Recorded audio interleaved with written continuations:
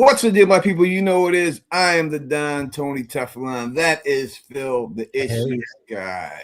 And we are here to break down from season 4 full trailer. Phil, we expected a trailer. We talked about it and everything. And, I think that we got more than expected in this trailer. What do you think? Yeah, I mean, it's pretty incredible. It was an incredible trailer. It gave us a lot more. I mean, we'll get all into it, but gave us a lot more Boyd just from the beginning. I was happy to be wrong and get it a couple days earlier than I thought. It really did. I think it's the best trailer that they've produced so far. It wasn't in the same old sort of, something coming up at the end, the music coming down and something else coming up at the end. They really just made it top heavy and it was like bang, bang, bang, bang, bang. And there was a lot of, I can't wait to hear your breakdown because it seems like there was a lot of answers. There's a lot of stuff that verified some stuff that you said, especially about the Boyd storyline in this next season. So I can't wait to get into this. Yeah, no doubt about it. What up to my familiar in the building rocking with us? Make sure you hit that thumbs up for your boys. Before we get started, and you can call them, we have Phil's phone line open. We want to hear from you and what you think about the trailer. If you want to wait for a certain scene, you want to talk about that, whatever it is. We want to hear from you. So make sure you call the number, man. We put the number in the chat for y'all so that y'all know exactly what number to call. We want to hear from you. But before we do, we're going to give some shout outs to some people who are rocking with us right here. We got a man TNX, always up in there rocking with us, always. Sonic Your Boy is up in here. The Nab is up in this piece rocking with us right now. We also got Smokey up in this piece rocking with us. W is in here. Daryl Seymour is up in this piece. A&I is up in this piece. Nonfiction is up in this piece rocking with us right now. We got Hamilton. Holyfield is up in here rocking with us right now. The real deal. Holyfield. Don Ron is up in here rocking with us right now, chilling with us. I appreciate you being up in here rocking with us. We also got Ideal Injections.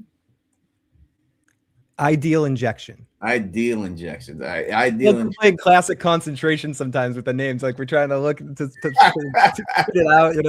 Everyone talks about Trebek with Jeopardy, but the classic concentration was a great game. So. 100%. Daryl is up in here. A Leopard is up in here. A Lordino is up in here. Freedom's March is up in here. Steph Snow is in the building rocking with us. HBK, the boy toy, is in the building rocking with us right now. One of the best wrestling songs ever made. Oh, absolutely. I mean, who would have thought, Tony, before we get into this, just one quick second, who would have thought from the Rockers that Shawn Michaels would have ended up what he was? Because I didn't really like the Rockers, but Shawn Michaels ended up being, one of the best in the business. 100%. We got super chat right off the bat. Thank you so much, Smokey. He says, testing if this is working tonight. What up, guy? Yeah, it is working. Thank you so much. All those super chats really help out. My daughter is graduating. I got to get to it. I got to get down there. I know. I almost simulcasted tonight just for that reason, Tony. Listen, I get down there. I got to get down there, man. I got to get to that graduation. So all the super chats are really. We have an early phone call, Tony. Very early phone call. Do we really? Who is it? Yeah, let's get it. It's area code 725. Area code 725. Welcome to the show. What do you have to say about the trailer tonight? Hi, this is Treasure from Las Vegas. I have to say those puppets, muppets, whatever. Mm-hmm. What happened? What happened to her? I think we lost a connection with her. I think she was talking about this thing maybe, and she was saying the Muppets was scary. I'm sorry. I'll keep my Muppet off the screen. Oh no, she's calling back. Sorry, you ended up getting cut off. What's up? The Muppets was scary. I'm sorry. I'll keep my Muppet off the screen. Oh no, she's calling back. Sorry, you ended up getting cut off. What's up? I just think those Muppets are terrifying. Puppets, whatever. The ones that just crashed, you had to see it, where it just crashed into the building and everyone started screaming like the Kool-Aid Man. Mm-hmm. Yeah, that was scary as hell. Yeah, and we've seen those things before and all that, but they definitely did a good work on them this time without a doubt. And the Sophie chick, she did bring a Bible in. I'm kind of impressed with that. She does. She has the Bible with her. She said there was never a Bible in here, so now we finally have one. We'll see. We'll see if that has anything to do with the show or anything. You know, he always said this was the final book being written was right here. I think he's wrong, but that was his whole opinion on it. But we're gonna find. Be wary of that chick. Be wary of that little chick. It's gonna cause all sorts of problems. I just know it. I think she's gonna go up against Blake. We're having a couple of connection issues with you, but I agree. I think that girl is going to cause lots of problems. That was one of the most ominous parts of the trailer when they walked up to that damn tree. I was like, oh, she got someone else with her too. Oh, this is gonna get gross. And then when we see we'll get into it, but we see that moment in the trailer where everyone's in this. It looks like people are going, "What is that?" It looks like some sort of weird ritual. I know what's happening. It's those creepy ass motherfuckers that did that shit, Tony. It's them. They did it. I agree with you. Thank you for the super chat. It says best trailer yet. Yes, I think so. He's asking the question. Phil thinks so. I think so. We definitely think it's the best trailer yet. Smokey has been a member for 19 months, man. He says been waiting on this breakdown. Listen, let's not keep the people waiting anymore. Let's not do that. Let's get this thing popping. I do believe that we are at the beginning of this, so let's take a look. Is there anything before this? This right. So the opening scene that we get from this trailer is a funeral scene right off the bat, and it's two graves in this. So we got two dead people in this motherfucker right off the bat. Now we've talked about before that we felt like they needed to kill people off. Do you think that these are two major characters, Phil? Is one of them probably Jim? Right? They're burying Jim.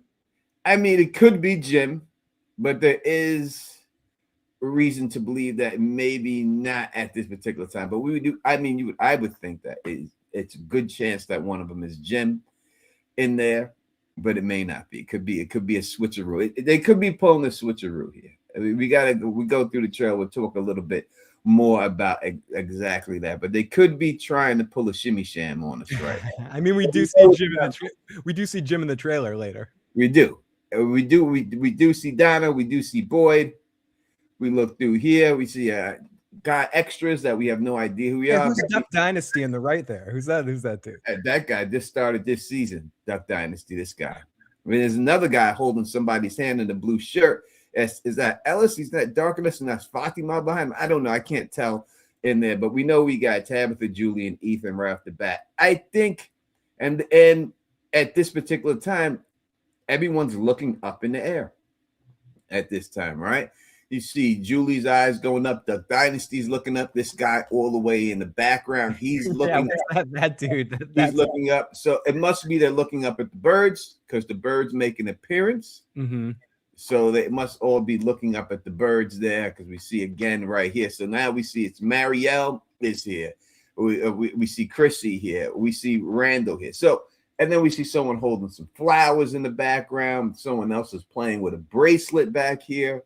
So whoever is being buried, it can't be any of these people right here that we see at this. No. If this is the same burial scene that we see, it can't be any of the ones that we have seen so far. And then we see the birds there. So there's two bodies. There's two bodies in there.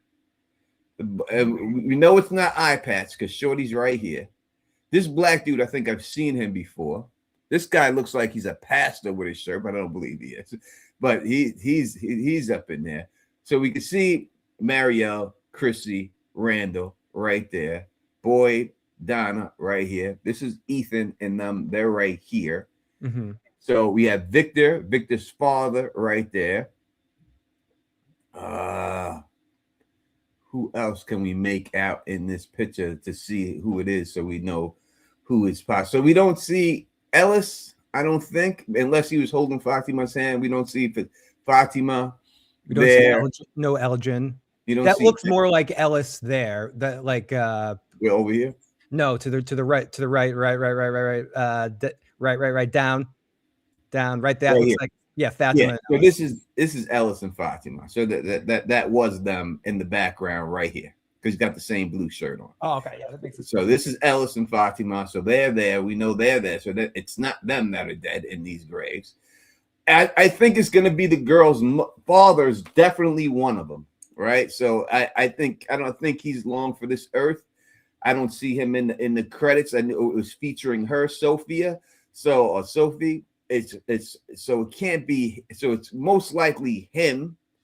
But then who was the other person? I mean, it would make sense that it's Jim, but with the other shots from the trail that we see, it's quite possible that it's not Jim. What are you thinking about that? I still think it's Jim. I think when Jade comes out, like, Tabitha, I got to talk to you later in the trailer, that part that's telling her about Jim. We're going to be scared. We should be scared. That's also the stock, but also, and then I think after the fact, Jim will probably appear to Ethan in different ways throughout the season as different, the boy in white, the middle-aged man in what, the middle-aged boy in white, in a different form this season. So that way you can kind of handle his aging. Maybe you have him now taking Jim's form for some reason or something like that. It seems like he's taking. It's either. Well, we'll get to it. We'll get. I'm jumping ahead a little bit because it is connected. We can talk about it now because it is far away too. You know, it's one of two things. It's either he's changing forms into Jim, or they're showing him like this is his origin story and how he got turned into the man in white, a man in yellow, and that's how it happened. Or he has to change forms in order to be out in the sun or something like that. And that's what makes his body go through that. It's one or the other or something like that. It's too big to pretend it's Fatima's baby. Yeah, it's not that. It's not Fatima's baby. Those crows look angry though. Those crows look like they've got their mission from Bloodraven and the Children of the Forest, and they're there for trouble. But do you think the ravens or the crows are a mental mind game from the bad guys, so to speak, or do you think that there's a force trying to help the people, like warn them off, like they're being controlled by the boy in white, or are they being controlled by the dark side, so to speak? I've never seen birds be good. Yeah, like in these type of shows. Not one. Lord of the Rings and the eagles, but eagles aren't the same kind of birds that we're talking about. Yeah, I've never seen them be good, so I don't know about that. You know what I mean? Zura virus. It says that I have a theory that the whole thing was caused. That child is very mad about his parents not being together, and that's all I would say. So I guess you were talking about. I mean, the only one who's really mad about his parents in this show is Julie. Mm-hmm. Ethan seemed to be cool with it. He didn't care at all. Julie's the one who's been taken back by the parents' divorce. I've said from a long time ago that this could be a Harold and his purple crayon situation. But in the end, I don't believe that if it was, it wouldn't shock me, but I don't see it being that. No, you know what I mean? I agree with you. I don't see it. It would be interesting, but I don't see it going in that direction. I do want to say something because I saw a couple of people in the chat say this. Tony and I we would love nothing more than to play the trailer, stop every second and play it all the way through and then watch it through. We can't because literally if we started that trailer, the stream would be taken down within 5 minutes.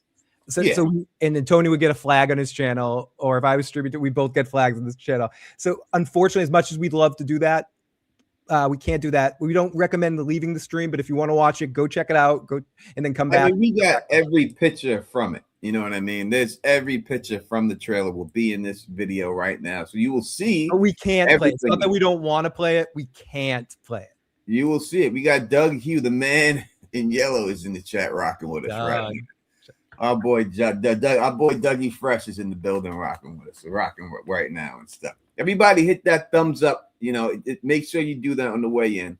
We truly appreciate it. But we have named who haven't we named? Jade. We know it's not Jade, ain't that right? So, but that's Jade with the man bun over there on the right, isn't it? Is it? I got to pull up the big old thing. So you're saying right here's Jade, right? Yeah, I'm saying I think that's Jade, right? That's the guy with the big ass beard, bro. Oh, is that Duck Dynasty? This is the beard here, right? Oh yeah, you're right. That is. I can't see that. So yeah, no, I don't see Jade. Where's Tabitha? Chrissy right here. I mean, this looks like not Chrissy. This looks like Sarah. Yeah, it looks like Sarah here. So let's go through. We got Boyd, Donna. We got Kenny, and the new girl Sophia. You can take the call. Let's take a call. Area code 347. Welcome to the show. What are your thoughts on the trailer and what's your name? Hi, Tony. Hi, Phil. This is Rose. Hey, Rose. What's going on, Rose? I love the trailer. I think like we got a million shots, and Julie's probably gonna do a 9-hour marathon, analyzing each one. But I saw that Acosta finally changed her clothes. So, Man, I don't want to hear that. I don't want to hear that at all. Why you coming here saying something blasphemy? She finally got out of the uniform. Who you think got her out of this? A bloodbath or a Kenny? Kenny. You know, Kenny. You see, Kenny. All right, you get her off the screen in a second here with this boy. I just called the message to you because I You're gonna get kicked me off. You're gonna get me kicked off the show. But we see Kenny here. We see Kenny here. That's Tony's woman through and through. Listen, we see Kenny here with the new chick hand in hand. In fact, we see them together praying together too. This is Kenny's chick is right here. This is it. No, he's right never here. having sex if that's the case. Oh no. That's what it is. He's gonna go spiritual with this chick. I'm telling you. Look, he's not rocking the uniform. He ain't got the high waters on. They're almost in the matching set. They're chilling together, and she's in the other spot. You can see it with the flowers in her hand, and so this is her in the background with the flowers back there. So they all together. They all together. You know what I mean? So, but we're gonna go through everybody. We got one for public and one for nighttime. Kenny. All right, I'm gonna get off the line. Nice. Love you anyway. Oh, that's great. All right, so let's go through it again. We have Boyd, we have Donna, we have Kenny, we have Sophia, we have an eye patch shorty right up in there. We know who she is. Is this Bata? No, it's not. We haven't seen Bata yet. No, we haven't seen her yet. We have Chrissy, Marielle and Chrissy. Marielle and Chrissy, Randall right here. Then we have in the background over here. We have Randall's ready to dance. He's like, "Hey, you want to dance?" Yeah, we got Victor's father right there. We have Ellis and Fatima right here. And who are we missing? We have all Ethan and Julie and Jade, Sarah. Jade, that's Sarah. What's her name? That's the bus driver in the back, standing right in the back. here. No, the back right, I think. Back there. Yeah, that's right probably here. her, right? That's probably her. So then we got, I think that's Sarah right here. So who are we missing? Jade. Do we see him here? But he's not dying. He's not dying. We know Jade's not going anywhere.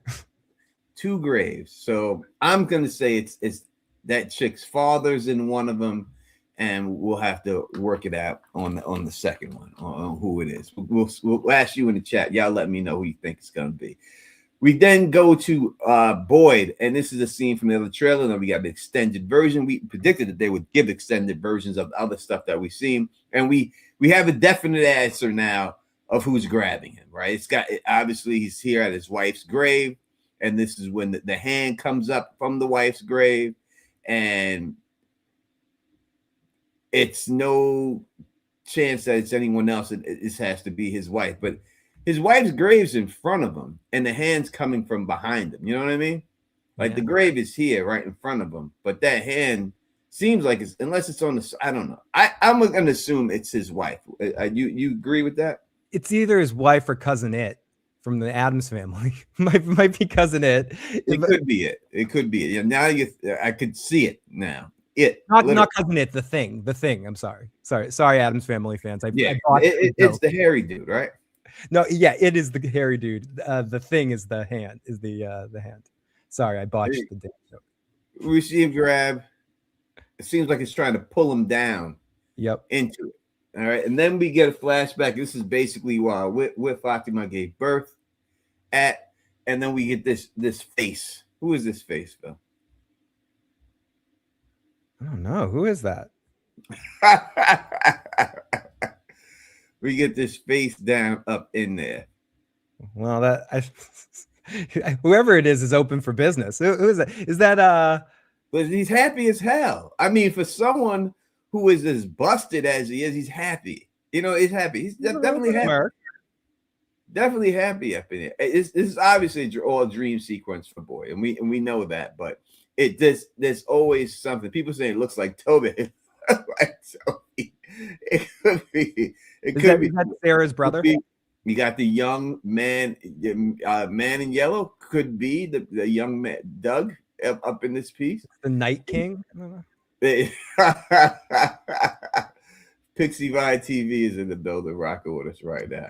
Hello. Toby and Sarah does look like Toby. It does. It does kind of look like Toby. It does. I cannot front and say that it does not look like Toby. Definitely it looks does. A little bit like Victor too, I guess. Maybe I don't know. Maybe I'm blind. Maybe I'm being stupid. I think I can't. The more I look at it, the more I see Scott there a little bit. I don't know. Yeah, they're purposely keeping this dark because they don't want it to know right off the bat. But we could see that the teeth is busted. It seems like they got it. Unless it's a shadow, it's got some type of Joker smile going on here. Oh, is that what's coming out of his mouth? A rat, Julie? Ugh, gross. If you got a rat in his mouth? That's what Julie said. You can see the rat crawling out of his mouth. Is that what happens? Let me see. Oh, maybe I didn't get the rat. Oh, that's disgusting if he has a rat. Yeah, no, I can see the eyes. Now that Julie said that, I can see the little beady little right eye. Here. Yeah, right there, dude. Right here. This is the nose. Yep. Oh shit, the whiskers right and shit. there. It is a fucking rat. Now this makes sense though, because we've seen the dead rats inside of the monster's pit before. The rats might just live up in them, chilling. You know what I mean? They might just be chilling. They ain't eating them. The rats might just be chilling. We've seen the rat down there eating the dead crow. That's before. All right, we see Mary L from the flashback of last season, inside locked up again, and we see another flashback from last season to do with the blood skull. And that was one thing in this trailer, Tony, that I was glad we had. It's something we speculated the other night. It seemed like they were implying that Marielle was going to have more to do, at least the beginning part of the season, which more leads me to believe she's dead by mid-season.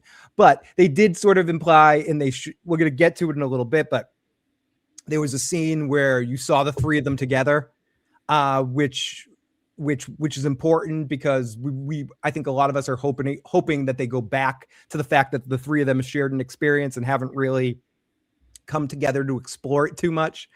So I like how much Marielle was kind of featured in this. It looks like she's going to be a little bit more in the front. You know, but when that happens, that's usually the kiss of death. Oh yeah, that's what I'm saying. It guarantees our prediction she's dying.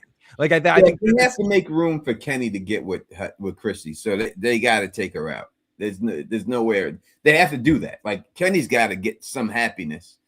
He's not going to be with my shorty, so he's going to have to go over there with that, and that's what will truly make him happy and everything. The only thing that's making Costa happy is power. Unlimited power. Leave my chick alone. All right. Especially she should get out of Boyd's face and I'll leave her alone. She's just behind in Frontville. Boyd is lucky. But this is a person with the mask, right? This person, same dude. It's the same dude. Looks like the beard and everything. Looks like the same dude from last time. And they're doing the skull thing. They're reminiscing a little bit. And then we get a picture of how Sophie comes in here. Or Sophia, it's one of them. And obviously they are seen to be devout Catholics. Right. From everything. At Sophie's, yeah. And everything. All right, everybody here is scattering for some reason. They got litter on the floor with bottles. You would think they would be better than that in this town. They wouldn't have to deal with that stuff, but nope, they are out. It's another flashback of Boyd. So it's all same flashback. This is when Boyd's wife, we were assuming, was killing everybody. And then this is when Boyd had no choice but to kill his wife to save other people because she was going to kill Ellis. So I think when you have this nightmare with Boyd, it's just saying that, this is the trauma that Boyd has had to deal with when he's out here. Again, we get a picture of Pinhead up in there. And, you know, we had all those statues have the one was covering his eyes, one was covering his mouth, one was covering his ears. So it's the see no, hear no, speak no evil dolls that were there. But this is the Pinhead version of that one too. Yeah. And then we get all of these messy pieces here. Now, what are we looking at here, Phil? Dolls, right? Yeah, it looks like warped looking Cabbage Like, Patch like dolls. Some shit. full body Yeah. dolls, like maybe, and then you got the cabbage. Yeah, That's the cabbage. That's what I was saying. Fucking Cabbage Patch dolls are there. These are Cabbage Patch dolls. Literally fucking Cabbage Patch Cabbage dolls. and everything else here and everything else. Oh my god. Scary fucking Cabbage Patch dolls. Yeah, they're Scarecrow dolls, but you know, obviously those crows going around, the Scarecrows, maybe that would, but they definitely look like Cabbage Patch dolls. Yeah, no, but like I'm not like as except they're not quite as creepy as Cabbage Patch dolls. They're almost as creepy. Cabbage Patch dolls are way fucking creepier. Yeah, those just cost 100 beans back in Of the all day. the things that were like trends that caught on, that's one of the ones I never fucking got. Those Cabbage Patch dolls are the fucking horrible. The best thing that come from that was Garbage Pail Kids. Fight me. Yeah, I agree with that. I used to love those cards. Yeah, Atom Bomb. That shit was great. You used to collect those things and everything. All right, close up spot of it, and this is obviously what it is, a scarecrow. Yeah. But you know, the mouth stitches look like crosses. You know, the way they got the mouth stitched like that. It could easily be taken that it's crosses. It looks like those crows, like the mouths and stuff like that in the pictures too. Like but stitches, but they're like perfect stitches to look almost crow-like. 100%. 100%. Oh, and I even had one pixie. I'm ragging on Cabbage Patch dolls, but I had one. I had a friggin' Celtics Cabbage Patch doll. We've seen this picture already. It's actually in the theme song. It's in the beginning of the show. Victor there. This is this is the Scarecrows when they're all out. We got damn, dude, that's some blue eyeball and stuff. Like you don't gotta go all that to scare the crows. You're scaring everybody else, dude.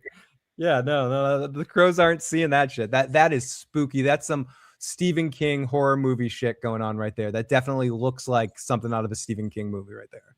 100%, 100%. I remember back in the day, I seen a movie called Scarecrow. And it was like a horror movie, and it scared me when I was a child. I'm gonna watch. You ever seen that movie, Scarecrow? No. I saw that horror movie called Mannequin, where Kim Cattrall came to life and killed some dude named Hollywood.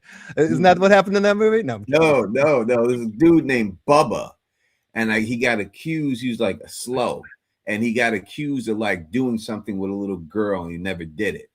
So they were coming to kill him, and his mother said, "Go hide like we used to tell you to hide." And he would hide in the Scarecrow suit.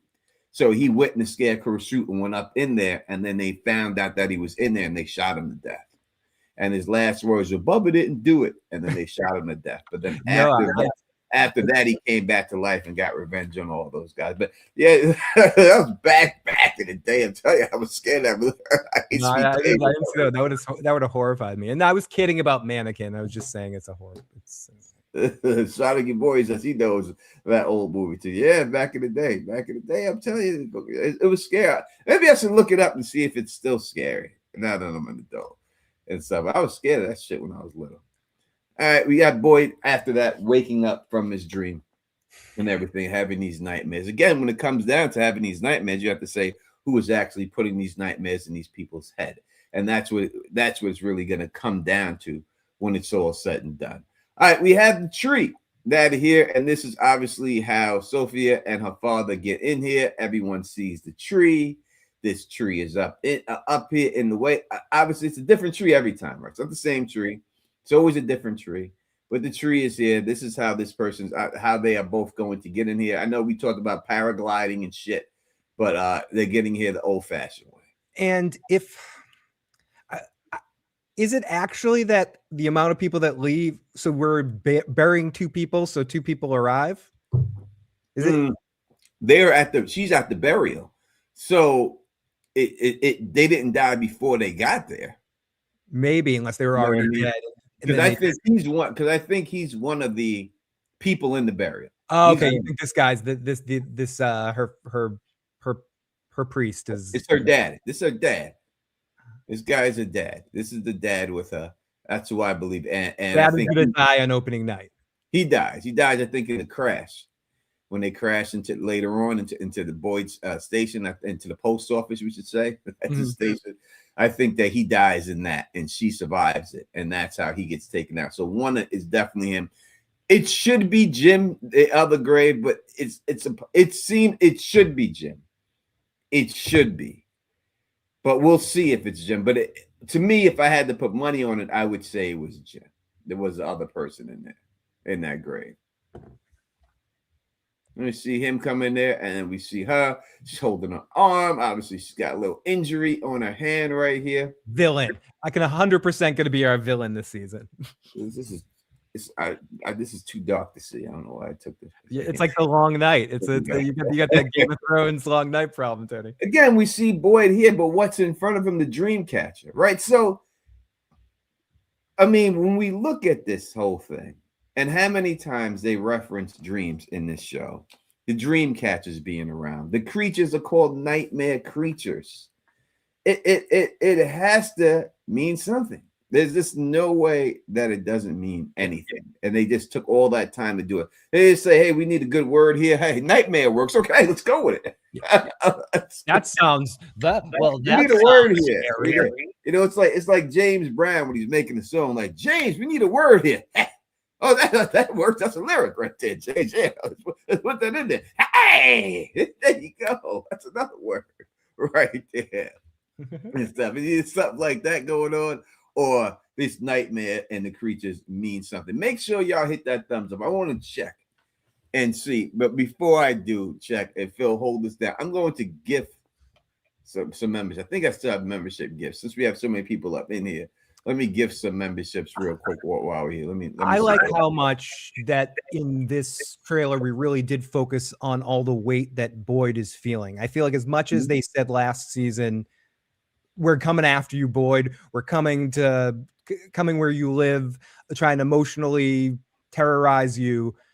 As much as, yeah, everything with Fatima was an emotional ride, taking care of her. She's his family, and everything that they went through was hard on Boyd. I feel like so much of that wasn't even his story. It wasn't the focus so much on them putting the hurt on him, other than that one scene when he watched Kenny's mom die. Yeah. So I think at the beginning of this trailer, how so much of the focus is on Boyd holding the weight of it, and then ultimately backing that up with your girl Acosta sort of being like, no, you're not a hero. You're a piece of shit. You know, you're this and that, and all in Donna questioning him. You know, people are asking questions about what happened in that basement. You're going to have to answer more questions, and he has to face everything he's done. Is going to send Boyd off on walkabout this season to deal with his own thing. And while he's gone, bad stuff's going to happen to the people he cares about. While he's gone, Ellis is going to die. And then he's going to be forced to come back because the town's going to be taken over by Christian zealots, and Acosta's going to be shooting people in the streets, or some shit's going to be happening. I can see how going that route, shooting people in it. I could see it going up. We only have 81 likes and almost 200 people here. Come on, people, man. Good. Let's get those likes up, man. Come on. Yeah. Y'all could do better than that, man. Y'all could definitely do it. I'm gonna send 5 out now. We get to 180 likes, I'll send out another 5. Awesome. How about that? We'll send out 5 right now for y'all. Y'all gotta do for us too, man. We gotta do for us. You know, let's get to 180 something likes, man. Come on, we could do that. That should be it. But I agree with this thing with and Boyd's whole story going down. You know what I mean? I think that they need to focus on everything that's going on with Boyd, and Boyd is the key to this whole situation. He's our main character, and I think they got away from that a little bit last season with focusing too much with the Fatima as the way to hurt him proxy. And so it's good. This vibe feels like he's going to deal with a lot of shit this season, Tony. A lot of weight of what he's going through emotionally. 100%. Oh, let's keep it going. All right, Donna, inside. It looks like Victor's room, right? And upstairs with Chrissy there. Well, yeah. Everyone's complaining about Chrissy's haircut. Now she got something different going on right there. Yeah. That's a beautiful woman, regardless. And we see a crutch right here. Whose crutch is that? Was that? That's hers because of the foot injury. Yeah, because of the foot. That's her. So her foot's still fucked up. Looks like they're upstairs in Victor's room right here at this particular time. can't, because we see a picture right here on the top corner in the wall that's drawn right there. So they're upstairs in Victor's room at this time. Hopefully they're confronting Victor and getting him to do something. This Boyd back inside the place where Fatima gave birth to the baby, and down there looking around. And then we see our boy right here. First, good look at him chilling inside of the tunnel. So he goes back in the tunnels, Jade, right at this particular what and then he sees, when he's in here, a young boy in this tunnel right here. What's going on with the young boy? The boy in blue, it looks like, right? The boy in blue. Interesting. I do think it's just more of his visions telling him some crazy stuff and another force trying to help him. I assume when he finds out that Jim dies, he's gonna go off. He's gonna wander off and go on a Jade journey. And as you said, end up in these tunnels. As for who that boy is it young Victor? Could they do a young Victor? I mean, if they were gonna do young Victor, he's young. It looks younger than what. Yeah, they you're right. It does look younger. But if they were gonna do young Victor, I would think the production company should have him in the same shirt that we've seen him in. Yeah, right. They should have him that so people would know that it's young Victor. You know, I would think that they would have him in the young shirt that we've already seen him in, so we would know without having to guess about that. This kid looks like he's in a blue polo. He's a little blue shirt here. He's got like one of those alligators on his chest or something like that. One of those shirts. 100%. Listen, y'all can call in and give your opinions on the trailer and what you think we are looking at. We want to hear from you. You know the phone number. If not, we'll put it up in there. Listen, we got a super chat here from our girl, Red Lipstick Club. Thank you. That's going to go to help me get to my daughter's college graduation. Really appreciate it. Look forward to this. Or looking forward all to donations this season will go to Tony's graduation. Please help. Not my graduation. Listen, it is your graduation too. In some ways, it's your graduation. It is. But you know, she is the second Bowers to graduate with honors from college. My other daughter, and it's great that my daughters were the first, ones to do it. My daughter, my oldest daughter, was the first one to do it. Now she's the second one to do it. So, it really means a lot. It means a lot to me, and everything. So I'm very proud of her and all that good stuff. It looks like a young Jade. Listen, young Jade could be it.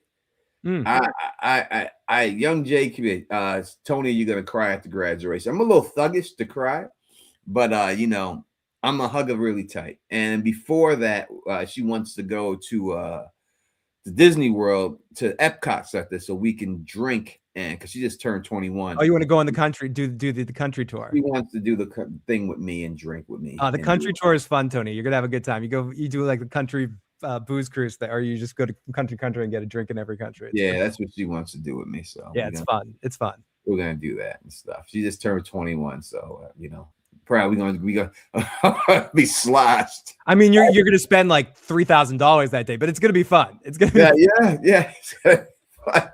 You're gonna spend $3,000 that day, but it will be fun. Yeah, that's great. Give me all your money, Tony. Thank you. Yeah, I'll be in Florida on is it May 10th, the week of May 10th. I'll be down there.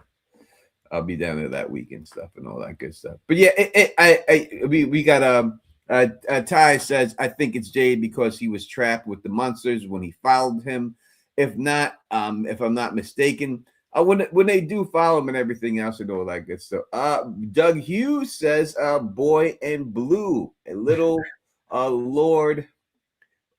I can't say that word. Why Doug got to put these Canada, these people from Canada with their vocabulary.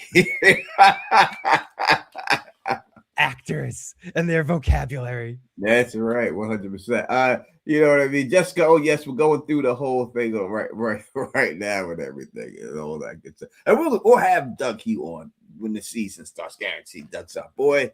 You know what I mean? We'll definitely have him on and everything else and all that good stuff. We would have had someone on tonight who wanted to come on, but I don't want to get that person in trouble. Did say yes to come on tonight, but I just feel I can't risk it for him. So So we don't know, and I don't think that there's. Why am I imagining some eyes popping out of everywhere right now? Let's see if we can move them over. Yeah, the hair definitely looks like a young Jade, little boy blue. He needed the money. Oh no, but yeah. Sorry. Who knew? That's bad. But little boy blue. Who knew? He had two jokes, all right. So little boy blue who knew it, and little boy blue he needed the money. He needed the money. He'd switch them up sometimes. Yeah.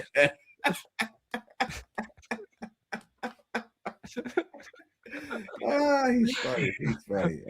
Shout out to Andrew Dice Clay. All right, we got nighttime scene here. Again, we know that at top of this motel size, it says Star Magic. Star Magic on the top of that motel size. Ooh, Tony, we did get someone to gift it. They just gifted 10 memberships. What did we? I'm sorry, I'm not there. Looking at this. Oh, that is very, very thoughtful of them. Who is this person and who got the membership? This was from Jostin White and our good buddy Shawn Michaels, HBK, the hot boy, got it. We got Don Ron, hand me deals. Natasha, Lord J, 1v1, and Zill, and also C Jones and Miss something on the side, and Shelly did. And then we got another person that just sent 5 more memberships. Thank you so much, Justin White. Really appreciate you, brother. Really appreciate it. Then we got another 5 right here from Winter 8920 rocking with us right here. And we got CC Cole, we got DRA, we got the Trides, we got This Is Liz, we got Joey. Now, thanks a lot, man. Thanks a lot for the gifts. Thank you to all the new members. Definitely take advantage of all that emoji. And we got a super chat here from Zeffy Cat saying thanks for the Andrew Dice Clay. Haven't heard this.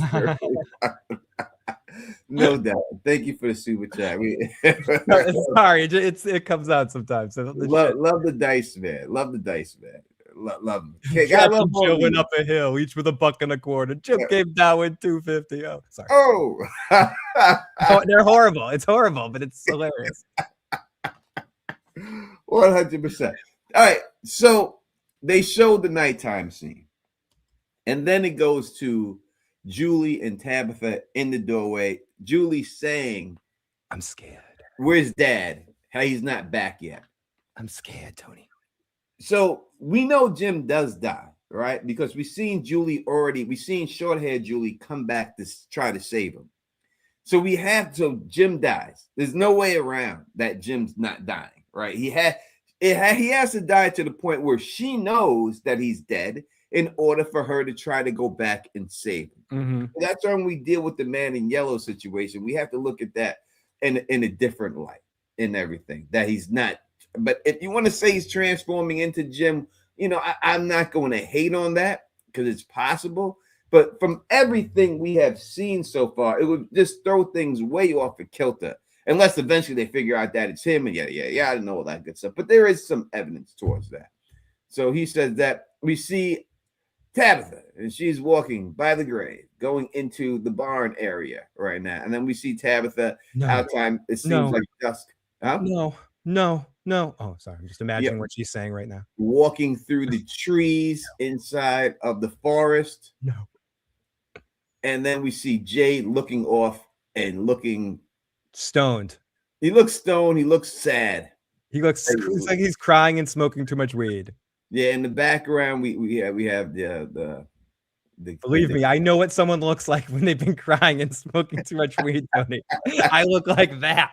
But this is the same shot. It's just the background, but it's the fact that he's saying, Tabitha, I have something I have to tell you or show you, and the kids here. So you would assume that if it's anything, that they found Jim, and this is what's going on. Yeah, and I assume, Tony, like we go in and we see the text on the screen or in the text in the barn, but I bet they just displayed Jim's body in some way that we didn't see. That's going to be disclosed in the actual episode. I bet Jim's in there as well. It would have to be something like that.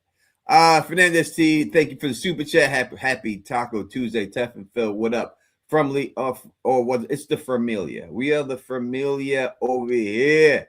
All right, you know that's who we are. We're the Familia over here. Yeah, not the Familia. And Frumley is some.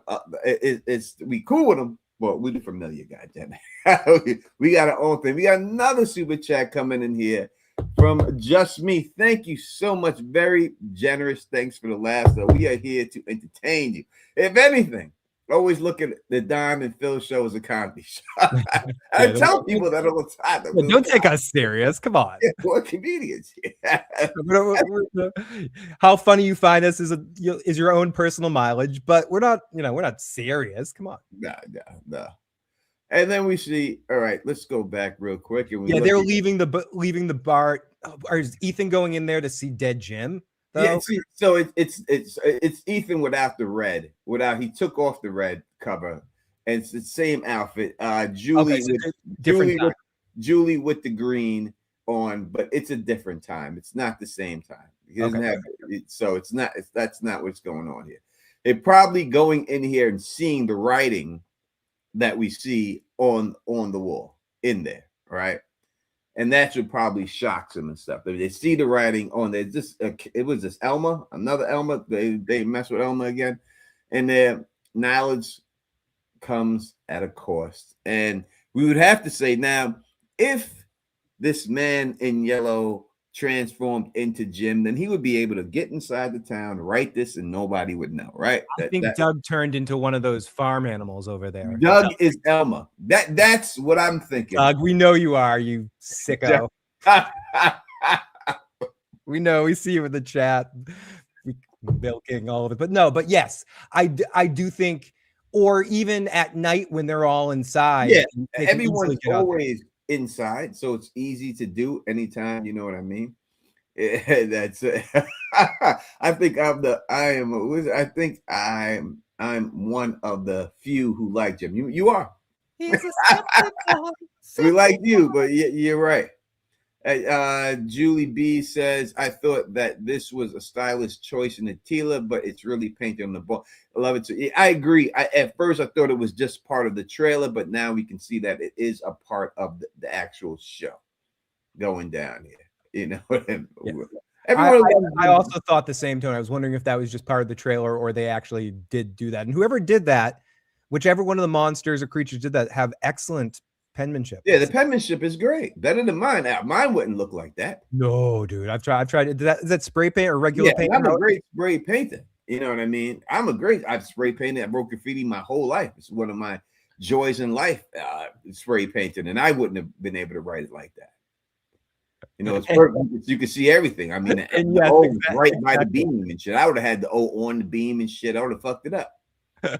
They got that shit going. And this here, I think, is the Jim discovery. Yeah, this is the smoking gun essentially that we in the thumbnail photo for the for oh my god, the Tabitha discoveries what happens to Jim. Look, and yeah, that's it. And Jade is there to comfort her. Yeah, he's the comforter. Mm-mm. You know, and she's in there now. Let's go back. Maybe do they display Jim's body in here and then put these words up to scare them? Like, and now it comes a cost, and this is the cost. Yeah, or leave parts of Jim there, or they're just playing some warped game of Wheel of Fortune or something like that.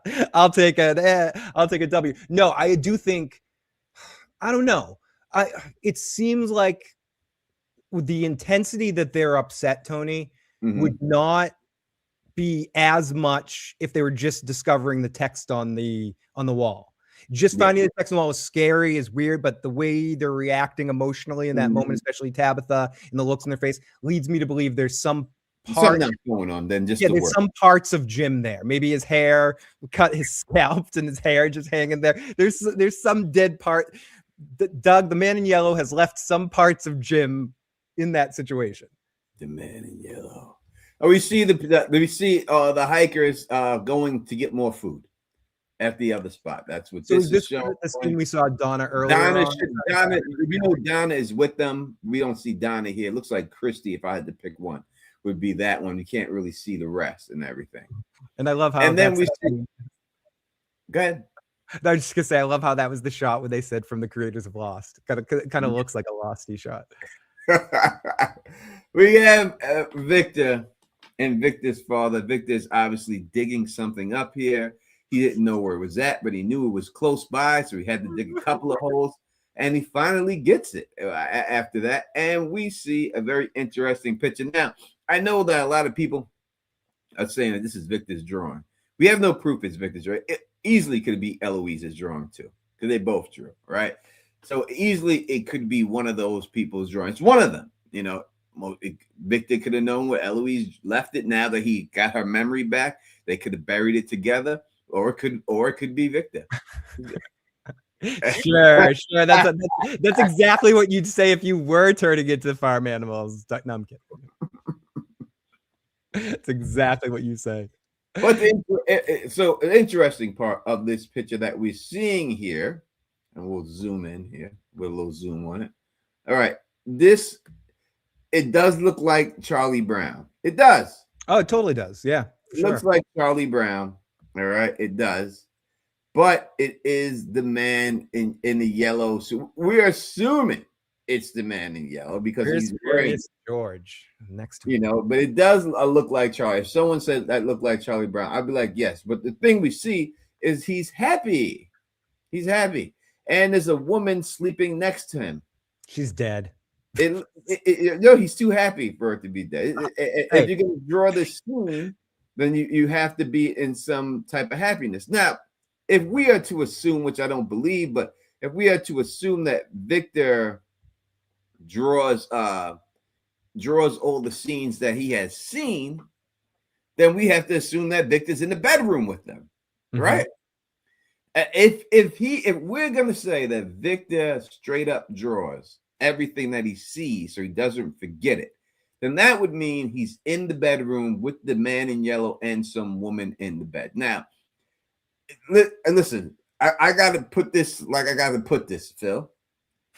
It looks like the man in yellow did such a good job to this chick, he put her to sleep, and he's smiling off happy about it. I mean, if I had this pick of what's going on, if a woman laying in the bed and she looks knocked out, it looks like the man in yellow just laid it on her, and now he's running to the car to drive off. Me, the man in yellow, and he's starting off. And he's getting ready to run to the car and drive off and be like, bye. Bye, everybody. I mean, that's what I have to think when I look at this thing. The man in yellow got the job done. God damn it, he got the job done. He's gonna right to sleep. I love that. That's what your mind goes to. So that's one of the reasons I love this show. What? That's what I would think anyone would think that. God damn it. The man yells out the door. He's like, I did my job here. On to the next. That's what. All fun aside, that's why I think she's dead. And he's like, on to the next. He's so happy. I killed her. On to the next person. But it's if it is the man in yellow, it is the man in yellow where before he gets changed, right? This is the happy, like when we see the picture of him, the painting that's inside of Victor's father's basement, it's the man in yellow before he got changed. He was in this nice yellow suit. Again, we know the story of the man in yellow. You know what I mean? There's one thing going on here. There has to be a time where he gets changed into the man in yellow that we see. We don't know what he was before that. We know the story of Christopher was good, then he went crazy. That's what Victor said. You know, there has to be a story of him before he got turned into what we see as the man in yellow. Absolutely. I mean, if I was a joking man, I'd say those are the Curious George books, you know, when he's hanging out with the man in the yellow hat. When he was the Happy Days, when he was hanging out with Curious George. But yeah, Tabitha is the man in yellow with Tabitha from not Tab Miranda, whatever. He's like, is the man in yellow gonna pull a Darth Vader on Victor and say, I am your father. I am your father, Victor. Search your feelings, Victor. Search them. I can see him saying that just to mess with him and not really be the truth. You know, like he seems like the type of character that will will find your weaknesses feelings. and exploit them. Search your feelings, man. Search your feelings. You know it to be true. You know it to be true. You know, this could be what it is going on here. Because why else would Victor be in the bedroom? Maybe that's why. Look, the dad looks mad. He's like, wait, look, he does look upset. I like, love wait a second.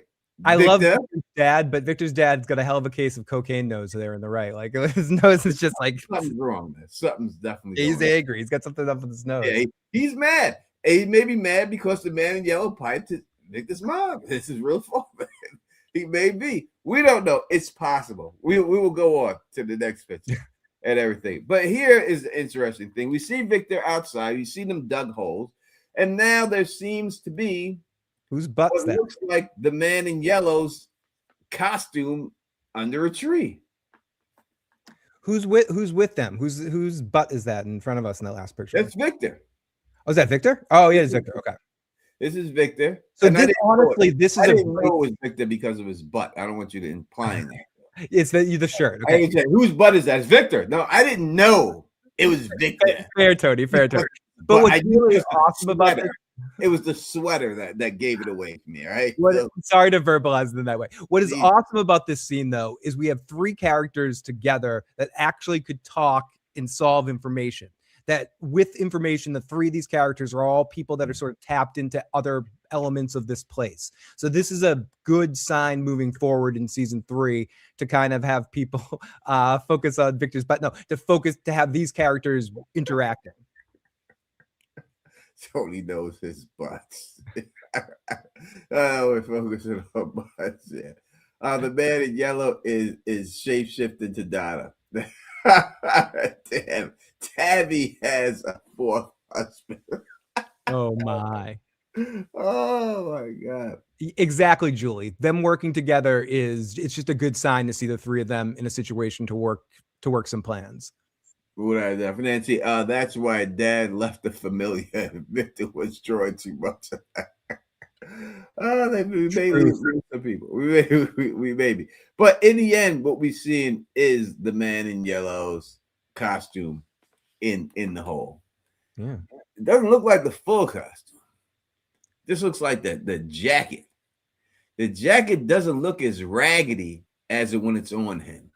I mean, he's got a couple of stains, but not like the stains it has when Doug is rocking it. This is a different. That's definitely his jacket, though, right? For sure. Gotta be. It's definitely his jacket. That's no doubt about it. That's his jacket. So is he? It's his jacket. There's no. Is he waiting for dry cleaning to pick it up or something? It seems like it. It seems like, maybe that is the service. Maybe he puts his jacket down and monsters come and take it from him. Exactly. At night, they take it and wash it. Because their shit is clean as fuck. The monsters. Like, they got tied to go pods or something. Because their outfits are clean as hell. And the man in yellow come up here and he's busted. His shit is wrecked. Like, he's got dirty stains on his shit, blood stains and everything. He's got some ketchup on his shit that I've seen. He's eating burgers and shit. And everything else is something going on. French fries or some shit. We don't know what's going on here. So, but yeah, it's interesting that could it be a trap? Because we know he can be out during the day, unless he's changed into someone and he has to switch. Right, unless he's Jim. Unless he's pulling, like a Hitman situation, like the game Hitman, and he switched costumes real quick. Phone number is, let me put it in the live chat. Please do. 781-990-8509. We got Victor shocked as hell. Yeah. He's got a great face for that shot. Marielle, I love you. I feel like it's going to be the end of Marielle. Yeah, no, she's not long for this television world. Damn it. I feel like it's going down for Marielle. And yeah, that was a very serious look on Victor's face. That was Victor's sad, serious expression. Yeah, without a doubt. Like he knows it. What the hell? How did I do all that? Where did it go? That almost looked like an old school cartoon though, with like frame from frame. We're watching it there for a second. But yeah, I love Marielle too, and I hope we get to see more of her this season moving forward before she ultimately. We gotta go back. All right, here we are. Damn, we at 77. I think I have like 200 pictures. All right, so we see Jade, Ellis, and Boyd wheeling the death cart Jim. Into it. It has to be Jim, right? Especially because we have three main characters. Wrapped in yellow, right? So it makes sense for it to be. And every time we see someone wheeling the death cart, it means that that person is important to them. That's one of the reasons why I knew it was Kenny's mom's, because Jade was the one walking the body. Yeah, it's like a pallbearer situation, and that's what I was going to say, Tony. It's three main characters wheeling this thing, and Boyd's one of them. It's definitely it's very highly. We got to look at the evidence though, Phil. Now we have some. We could clearly see there's a big boot right here on this person. And we got a super chat quick. House of Mystics says Jim is both dead. Oh, whoops. Jim is both dead and alive. We have a Charlie Brown killing people, Mr. Potato Head kicking in doors at the Cabbage Patch, and Raggedy Ann and Andy jumping on cameras. I'm laughing out loud at work. Well, we're glad to add to your fun of your work day. What happened to the thing? Did I get rid of it? I think you might have closed it. I hit this thing by accident. Gave us the close-up shot. I don't know. People are hungry for it. They wanted us up close, Tony. I think I got rid of it. Well, we'll get the pictures back on for you. Give me 1 second here. We'll take some chats here for a second and jump with it. Ethan is wearing a yellow suit. Ethan should put on the outfit and start dancing around like there. Phone number's not working. What do you mean phone number? Is Phil avoiding me? Of course I'm not avoiding you. No context, whatever. The phone numbers that would be. We'll put it in the chat again. Phil's gonna check maintenance on that and everything and all that good stuff. But yeah, the boot looks like, when I look at this right now and I see the boot and I see the sleeve that's here, I think that this is probably Sophie's father in there, because those look like the priest boots. Ethan is wearing a yellow. Oh yeah, I guess you're right. It does kind of look like the priest boots. The priests, they be wearing those boots because they got to be above people. You know what I mean, and all that stuff and all that good stuff. You know, but it looks like the priest boots to me. Oh, here we go. This is area code 832. Area code 832. Welcome to the show. What are your thoughts on the trailer tonight? What's going on? How's it going? Good, man. I'm anticipating this season 4. That's what's up.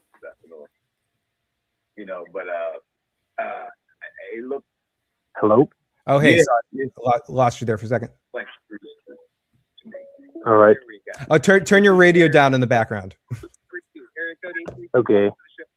I can hear myself and echo and stuff like that. But yeah, it's really awesome. Like, the season's coming. This trailer really, I think, captured everyone's excitement extremely well. But yeah, I can't wait for the season, man. Man, those scarecrows look like they're gonna be a problem. Hey, I don't know if the scarecrows are real or just dreams about the scare. Would they go into a point where the scarecrows are attacking people? Would they really do that? That they animate the scarecrows and have them attacking people? That's a little far-fetched from what I've seen from this show. I'm not saying they wouldn't do it, but it does seem a little far-fetched. Remember, Martin said there's things worse than the town, the monsters at night in the woods. Yeah, I agree, but I don't know if it's a scarecrow. You know, unless if the scarecrows can actually run, then they are. I mean, Martin's point makes sense for it to be what you said, how it's a dream, because he said the things in the woods were nightmares. Mm-hmm. If someone was afraid of scarecrows and the nightmares came to life and the scarecrows came to life, the only way the scarecrows are more effective than the monsters if they're running. If they're not running, then it's no different here.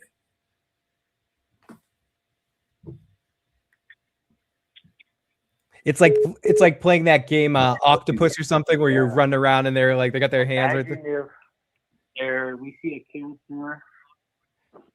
What was that? I lost you there for 1 second. Character that can get like possessed. Yeah, we could get something like that, especially That gets possessed and becomes like how we saw with totally. And thank you so much. Definitely call back in. We got another caller, area code 503. Call right back. But yeah, I could see someone being possessed, especially I could see that happening with the religious. Listen.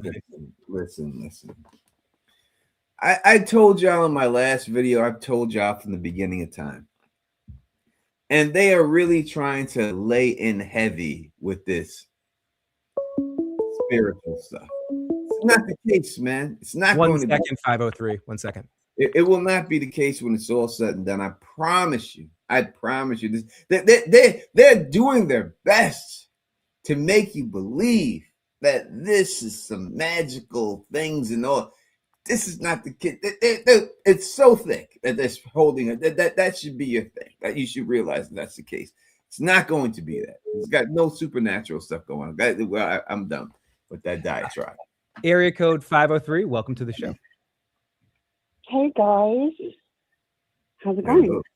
How are you? Well, how are you? There's no context. Hey, see, no, I wasn't avoiding your call. Why would I avoid phone calls? That's ridiculous. I'm just teasing you. I like it. It's okay. But I have to say, because you guys were driving me nuts, Tony, the picture with the man in yellow. Yeah. He is next to a car, not a bed. Yes. Is it a car? Yeah, it's a car. It's a car. I swear it's a car. I thought it was. That's why I was saying he's ready to jump in the car afterwards. Because did you? I thought it was a lady in the bed. Let's go. He commit some crimes and then run off. Let me go back to this. It looked like I thought it was. I thought it was. I'm with you. No context. No. I have to say, Phil, I'm so surprised that they dropped it today. And where's the car here? Me too. I thought that worked out perfect. But wait. I totally thought you were going to be right about that, so I'm surprised. Me too. Wait. How is that a car? Right bring up the image again, Tony. We can't see right there. It's a car. It's a car. I swear. I got to run and eat dinner, you guys, but I'm going to keep watching. Okay. All right. Thank you. No, it's on the view of just the two of us. I can't see it. You can switch it, right? Let me see if I can see it. See, how do you do this shit? Present. All right, I do it. I got it. Whoop. All right. That is not a car. That's a lady in the bed. What are we talking about here? Look. I see the wheels in the car.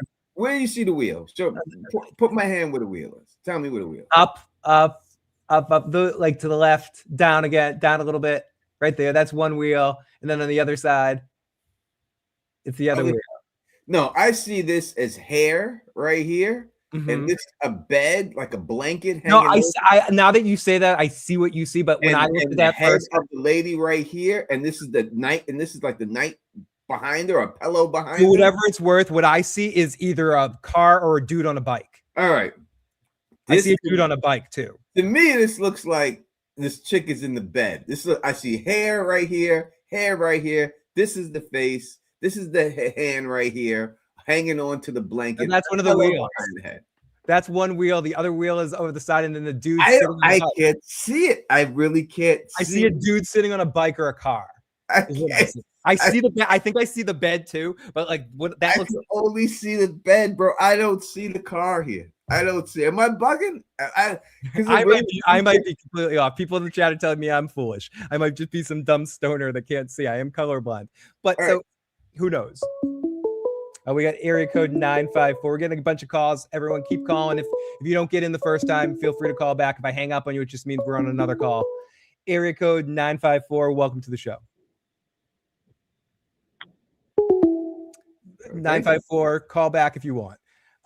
People in the live chat. People say car. People say, do we have to do a poll? Is it car or a bed? Do we have to create the poll? It looks like a bed to me. I'm going bed still. I don't know. I don't see a car whatsoever. No, fair. And I'm squinting at it, and I'm trying. Oh, I see the car. I see a car now fully because it's like a white car with a door open. It's a white car with a door open. But the doors open backward. No, I'm sorry. We gotta stop that. That's not. All right. I know what you're trying to say. This is the outline of the car. Yeah, that's what I see the car. I also see the bike. Right. Yeah, exactly. No, this is a head of a woman, bro. I'm telling you. Area code 815. Welcome back. Hey, Tony. Hey, Phil. What's going Yeah. on? Welcome to the show.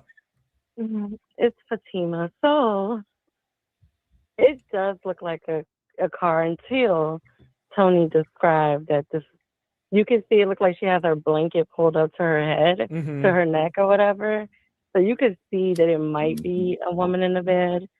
But I did see a car until you described it, Tony. So it's like one of those tests where they show you a picture. Yeah, totally one of those like Rorschach-y kind of test things. Because I saw car and bike, but then when Tony said that, same thing. I can see what he sees, but it still kind of looks like a car to me. I'm not sure though. It's kind of cool that it looks It's a like woman both. in the bed. I'm telling you.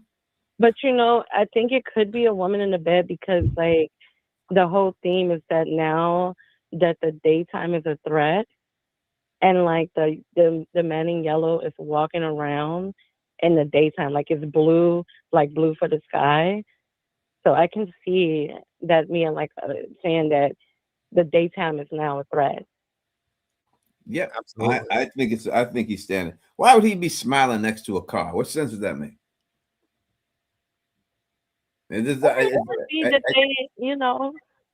For what? What was the what would be the purpose of him standing next to a car smiling? He got out the car and he's heavy. I made it.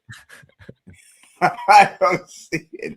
But if he's someone sleeping and he's like in their dreams and he's right there, it's a Freudian car. Yes, it's a Freudian car. Exactly. We'll debate the cars.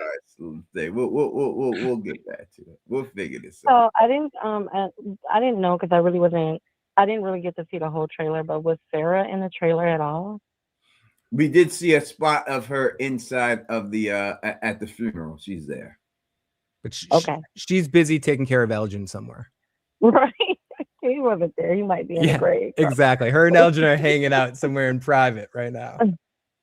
I don't know. Elgin might be in one of those graves that they dug up. Listen, if Boyd has to shut him up, then he might be in there.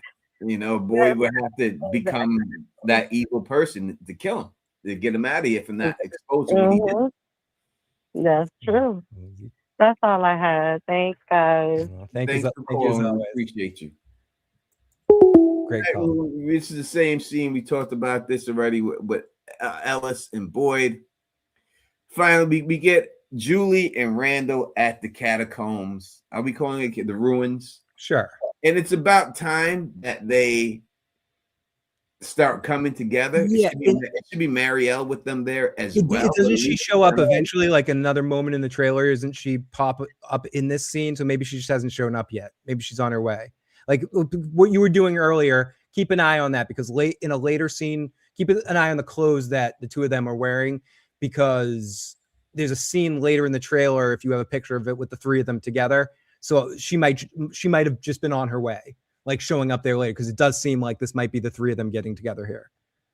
People who think that that Randall is the man in yellow, he does look like a young Doug Hugh.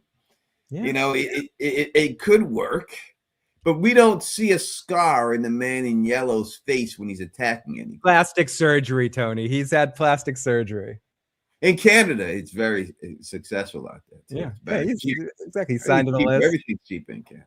Yeah. I don't think Randall is Doug. Or is the man in yellow? I don't. I'm just laughing at people who do. I don't believe that. No, me too. It's fun stuff. But I do like seeing them together. I do like seeing them at least sharing some type of information. They need to get to the bottom of this. Exactly. They need to just say to each other, what did you see that had you screaming? So we know already. Like, just say it. Like, show us what it was that make you scream like that. I need to know what that is. And that's what they need to do. Donna confronting Boyd. People want to know what happened in that basement, Boyd. Yeah, and Donna wants to, confronted. People want to know in that basement. Tony, people want to know what happened in that basement. Code. I want to know what fucking happened in that basement. Donna's the mole, man. Donna is evil. I'm telling y'all, Donna is evil. This is what it will be when it's all said and done. You can just go back and see everything she's done. She's evil. She is behind. She is one of the people helping behind this in this experiment. She is the person on the inside. Donna is evil. And I don't know how y'all don't see this already. I Tony- just don't know how you don't see it. It's obvious to me. Like, to me, it's just so obvious. Tony, Like, if it's you not look at this in the shot, theory. everyone, just even the placement of Donna, just to go on Tony's theory for a second here. If you look at this shot right here, the placement of it, Donna's in the center. That's a very guilty shot with everyone's eyes on her, and she's in the center, kind of looking around. It's a very very ominous little look by Liz right there. So I don't know. We'll see, Tony. I'm starting to get on your side. Listen, man. Listen. I'm telling you, this is what it is. I'm not just saying it because this is what I want it to be. This is what I know it to be. I'm telling you that this is going to be the case. What do you think is going on in this scene, Tony? Is this everyone confronting Boyd with people are starting? It's not everyone. It's Donna confronting her. Everyone else is just chilling in the background, and Donna's running the mouth. You think this is Donna complaining that everyone's complaining about Boyd and kind of scared about it and stuff? Yeah. This is everything else. Julie B deep dive. She says, I don't think there's a mole. Donna's stories about losing her sister. Her sister showed way too much genuine emotion. So I don't understand the emotion part. I mean, all that would mean to me is that Liz is a great actress. Sweet. And she's doing her job the way it's supposed to be. Donna is not good. Donna is the mole. Donna is the person on the inside. I guarantee this is what it's going to be. That's the way it's going down. Without a shadow of a doubt, it's going down this way for Donna. There's no other way it goes for her character. And once it is proven, the Don will be on here. I fucking told you. I fucking told you. Tony, are they just trolling us with Donna with her hands in her pocket in the scene? No. We've asked Liz about that. Yes, Liz just trolling the audience, making sure. I think now it's a thing that it's a rap. it's a rap. I think Liz is totally trolling the audience right there. Donna is bad. I'm telling you. I promise you, when it's all said and done, and everyone's gonna hate her, and it's gonna be that's what it's gonna be in the end. I don't know. Is this Julie getting ready to start her time traveling journey? Yeah. So what we have to see, what you need to realize is that Julie's time travel is linked to this specific spot. All right. It's not like Julie can go in her house in her bed and say, hey, let me go back to 1925. She has to be here. Hey there, welcome to 1925. And when she's here, she time travels. So what does that mean? Is she walking through a magical portal? It's magic. Like everyone that like a lot of people want to believe. No, she is crossing over here into a different pocket of this universe. And while she's in this pocket universe and she enters this frequency, this is what gives her the ability to do the time travel. That's why it's only in this one spot that she's able to go through, and that's it. Again, it's not her physical body. Her physical body we see is outside having seizures. It's her astral plane basically going into here and doing these things. But it's some connectivity that she has because she is able to touch things like that. So you think when Julie does whatever she does, she's going to be vulnerable sitting there? Yes. Her body would be. This is a classic thing that we have seen, and these showrunners have done it before, right? So this is what we're seeing here, and she's just transferring over into another dimension. And I know you people are going to say that when I tell y'all that aliens is behind this shit, and that's what it is. It's definitely aliens that are behind this stuff. I don't mean E.T., right? When I say aliens, I don't mean that it's going to be some type of mystical monster from another planet or green man. An alien is someone who is not from this planet. Period. Point blank. End of story. They had human beings that were born on Mars and they came to Earth. They would be aliens. It's not born on this planet right here. And that's just what it is. These are people from a different dimension doing this to people. I'm telling you, and they're experimenting on the people in this dimension. That is what's happening. That's what it's all about. The man in yellow is not a demon. He's more like a scientist who deals with these people who got injected with some stuff to turn into who he is, and he is the one not controlling it. He is the underboss. You know, has anybody ever played like video games like Final Fantasy?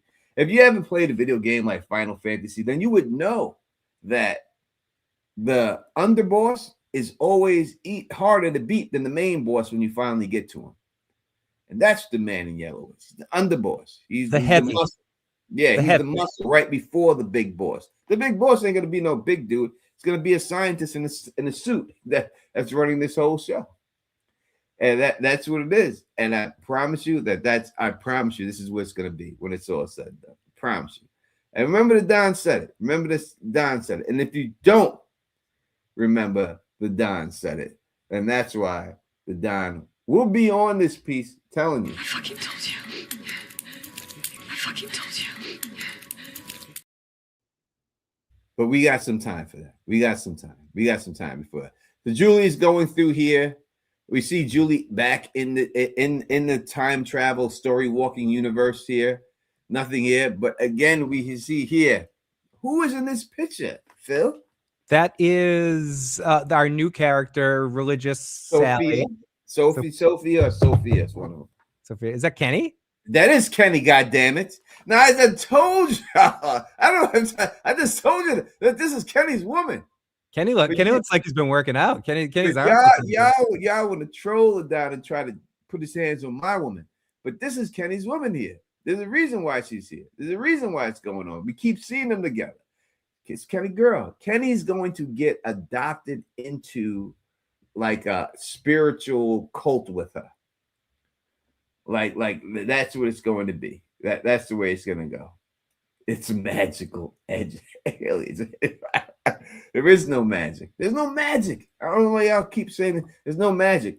Even in like if y'all watch like the Marvel universe and y'all into cartoons and stuff like that or whatever, or you're into comic books, even in that, if you look at Doctor Strange, who's the master magician, the sorcerer supreme, it's not magic. He just pulls power from other dimensions. Mm-hmm. And that's what creates his powers. That's it. That's what it is. They call it magic, but what he's actually doing, even if you look at Cyclops, he shoots the beam out of his eyes. He's getting that beam from another dimension and shooting it. It's not magic. It's just power from a different dimension. That's what it is. Yeah, that's definitely Kenny in there. People saying it's not Kenny. That's Kenny. That's Kenny. He's the only one who's got good enough hair like that, man, in the show. There's no one else who's got hair like that in this show. Are you all right? All right, and we see who is this? Are we looking at right here? This is Julia Tabitha. That's Julie. That's Julie. Yeah, look like a mama with the long hair though. Wait, is it? Zoom on in a little bit, if you will, sir. Julie. Yeah, it's Julie. But she is looking like a mama with that hair. Yeah, no, that's good casting. That's good casting. It is. Now, the thing that we see here is that Julie is outside, right? And she seems to be around the monsters. I think that the monsters can't see her or they can't affect her. That's why she's able just to sit there and watch them. Guys, we take the call. Area code 812. Welcome to the show. Hey, how are y'all? Doing great. How about yourself? Great. So y'all can't even tell that's Julie. Wait. No, this is glue right? Guns and Roses, right? Yes, glue guns and roses. I tried. That is me. But I'm telling y'all, y'all had me for a second that wasn't a car, a child's car. But y'all couldn't even tell Tabitha versus Julie. So I do think that's a car. It's if you ever get a picture from a child, don't you know that's a car. That's a child's picture. It's not a vehicle. Why would they be a car? That ain't no car. That's a lady in bed pulling the blanket over. I see it all day. Okay. I would say if a child was going to draw someone pulling a blanket up, they would draw the whole body. You'd see the feet sticking out of the ends. Maybe if they're under the blanket, you don't see that part if it's under the blanket. Okay. Well, then I want that to be correct too. I hope that theory is correct. But I could be wrong. I'm really starting to doubt your alien theory. I really do want you to be right. I swear to God, I want you to be right. I am right. Don't worry about it. I'm right. That's a guarantee. Just put that in the bank. I listen. It's these drawings could be taken two different ways. I could see what the people are saying in the car, but to me, when I first looked at it, it looked like a lady in the bed. So I could understand when I that. first looked at it, I didn't see a car until somebody told me. But once I saw it, I'm like, oh my gosh, yes, it does. Every child ever has drawn a Mustang, a Ford pickup truck, an SUV, just like that. It's always that same car, just like the stick figure. So once someone said it, I'm like, oh yeah, that's a car. Doug is trying to get me killed. What did you think it was before it was a car? A box with a lady coming out of it, like the Ring. That is what I thought. All right, so a box with a lady coming out of it is kind of like a bed, right? No, I'm saying you're right. And when you were talking about it, I started to believe you more. And I'm like, no, it's got to be a vehicle because that's just how kids draw vehicles, and it goes to the theme. I mean, who knows? Maybe it's the spider and it means nothing. You know what I'm saying? The big spider and don't blame my eyesight on my theories. My theories are solid. You know, my eyesight isn't as solid. On that. Look, I still do hope your theory is right. But hey, really fast, you know the Scarecrow man? I think that's going to be a vision or a dream. Yeah, I do too. I think they buried the the Scarecrow man or the stuffed men, whatever they are. Mm-hmm. And then the Cabbage Patch doll things. Yeah. It reminds me of something. I just don't know what, like from a movie or something with that bag face. I don't know. But I think it's just going to be a dream. Or do y'all think it's real? I think it's a dream too. I do. I can't see them going that route to animate objects, and now scarecrows are coming to life. It's a little bit fishy to me. They did that.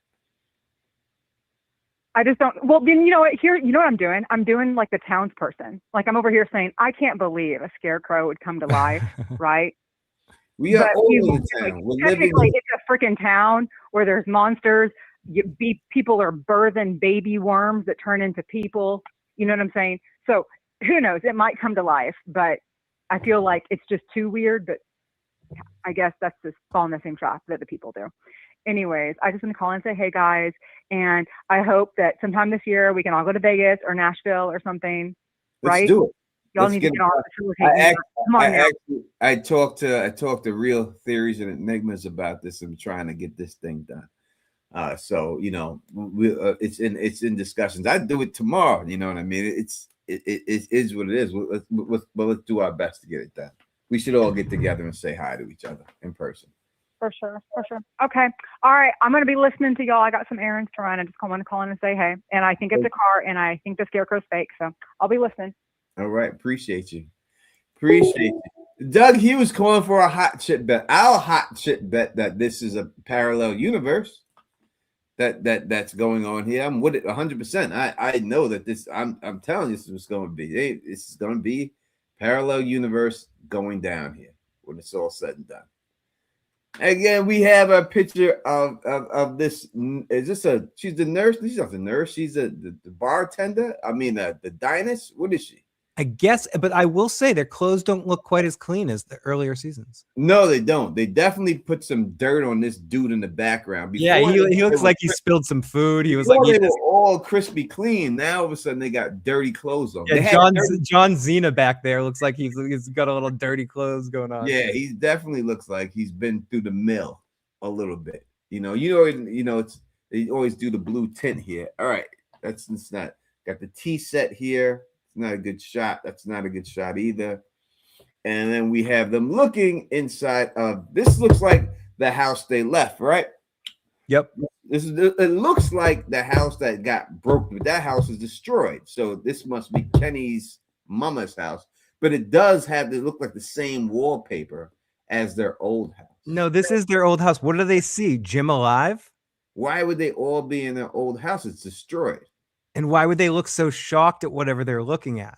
Yeah, if it's their old house, the old house is destroyed. So why is they be inside the old house? It does look like the wallpaper from the old house. Could this be Julie traveling in time?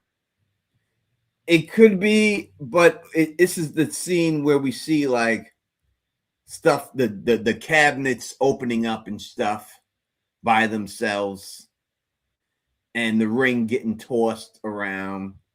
and stuff on the wedding ring getting tossed. I love how at one point in this trailer it turns into the One Ring from Lord of the Rings. It's like, I will put on the ring. It's totally the One Ring moment, Tony. Later on, Who's gonna put the ring on? who will put the ring on? The One Ring. That's what it comes down to. Once again. Oh, so this goes back to the earlier scene when we said that we seen it looked like she was up in Victor's room.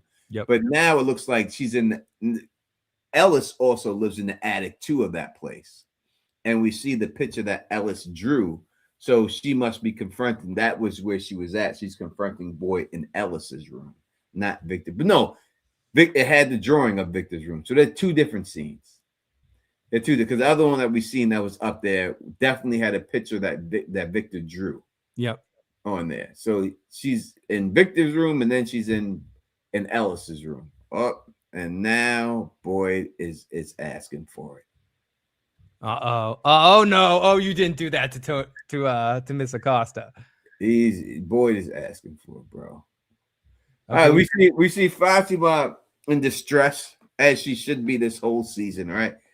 Like she should be in distress. She should not be in a good mood at all from everything that she's been through and everything else. We should not have that. Why does Julie cut her hair short? You think it's from from the year 2000. I will get back to that. Phil, I have to grab another refreshment. Mommy, why are you so upset? No, I do think she's going to be very, very much going through a sad kind of stretch during this season. It's gonna be interesting to not have her be as much of a focus character and have her see whatever her journey is along the way. Mick McKinn says, unclear whether Jim showing up was a dream, vision, hallucinated ghost like Jim, like Father Cautry and Tom, or the man in yellow playing a masquerade, if he's like some kind of shapeshifter, big bad mini boss. Who knows?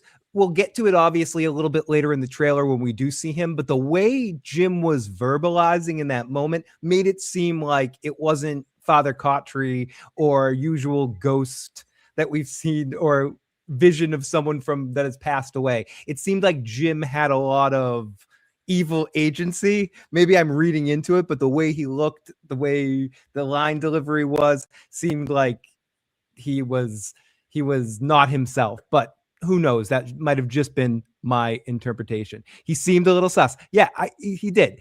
It does look like Jade gets crowded by the monsters in the cave. She's turning into a monster, still addicted to eating rotting food, wondering where her son Smiley ran off to. Her son Smiley is like, Mom, I'll feed you. But yeah, she could also be still hungry for that rotting food, dealing with her own thing, dealing with all of this. It's got to be a lot, especially when she knows that Smiley is in that situation.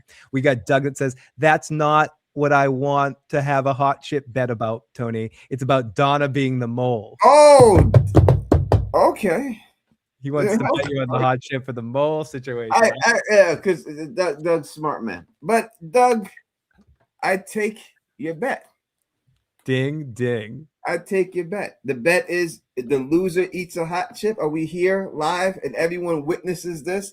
That Doug Hugh has bet the Don Tony Teflon, a gentleman's agreement, familiar, that if Donna is not the mole, the Don will eat a chip. But if she is the mole and behind this, the Don will eat a hot chip. Are we in agreement on that right now? Everyone sees this right now. I am taking this bet 100%.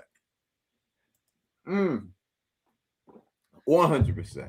No, you're like Hulk Hogan taking on the Giant right there. I accept your bet.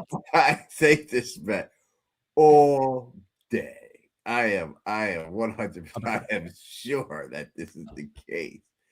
We got this. We got this here. All right. That's the bet. We are locked in. The Doug and the Don. All right. What are we looking at here, Phil? Someone in the ambulance outfit smashing something. This can't be in Fromland happening here. This is outside Fromland. Correct, Phil? Do you agree with that or what? Right here? Yeah. What was the shot? This might be her in the. It's not her in the restaurant. Who is this? Acosta in the restaurant? Is that this big thing right here? Is her back? I didn't see that on her last season. It looks like Acosta. She's the only blonde haired chick in this, but I thought that was an ambulance badge. Maybe my eyes are deceiving me. But it most. You're right. That looks more. Maybe she's just wearing it instead. But yeah, but that does look like her. It's Acosta, but it looks like she's wearing. It doesn't look like a uniform on that badge that's there, and all that. Is that a hospital? Seems like it came on the EMT. There is an EMT thing that happened. She may change her clothes there. It looks like she's the only blonde-haired girl we have in the show. So you know what I mean. But that badge on her shoulder definitely looks like, to me. It's 100% a cost. You can see the snarl on her face. It doesn't look like that. Looks like a badge for like an ambulance person. And then we get Acosta. Boy.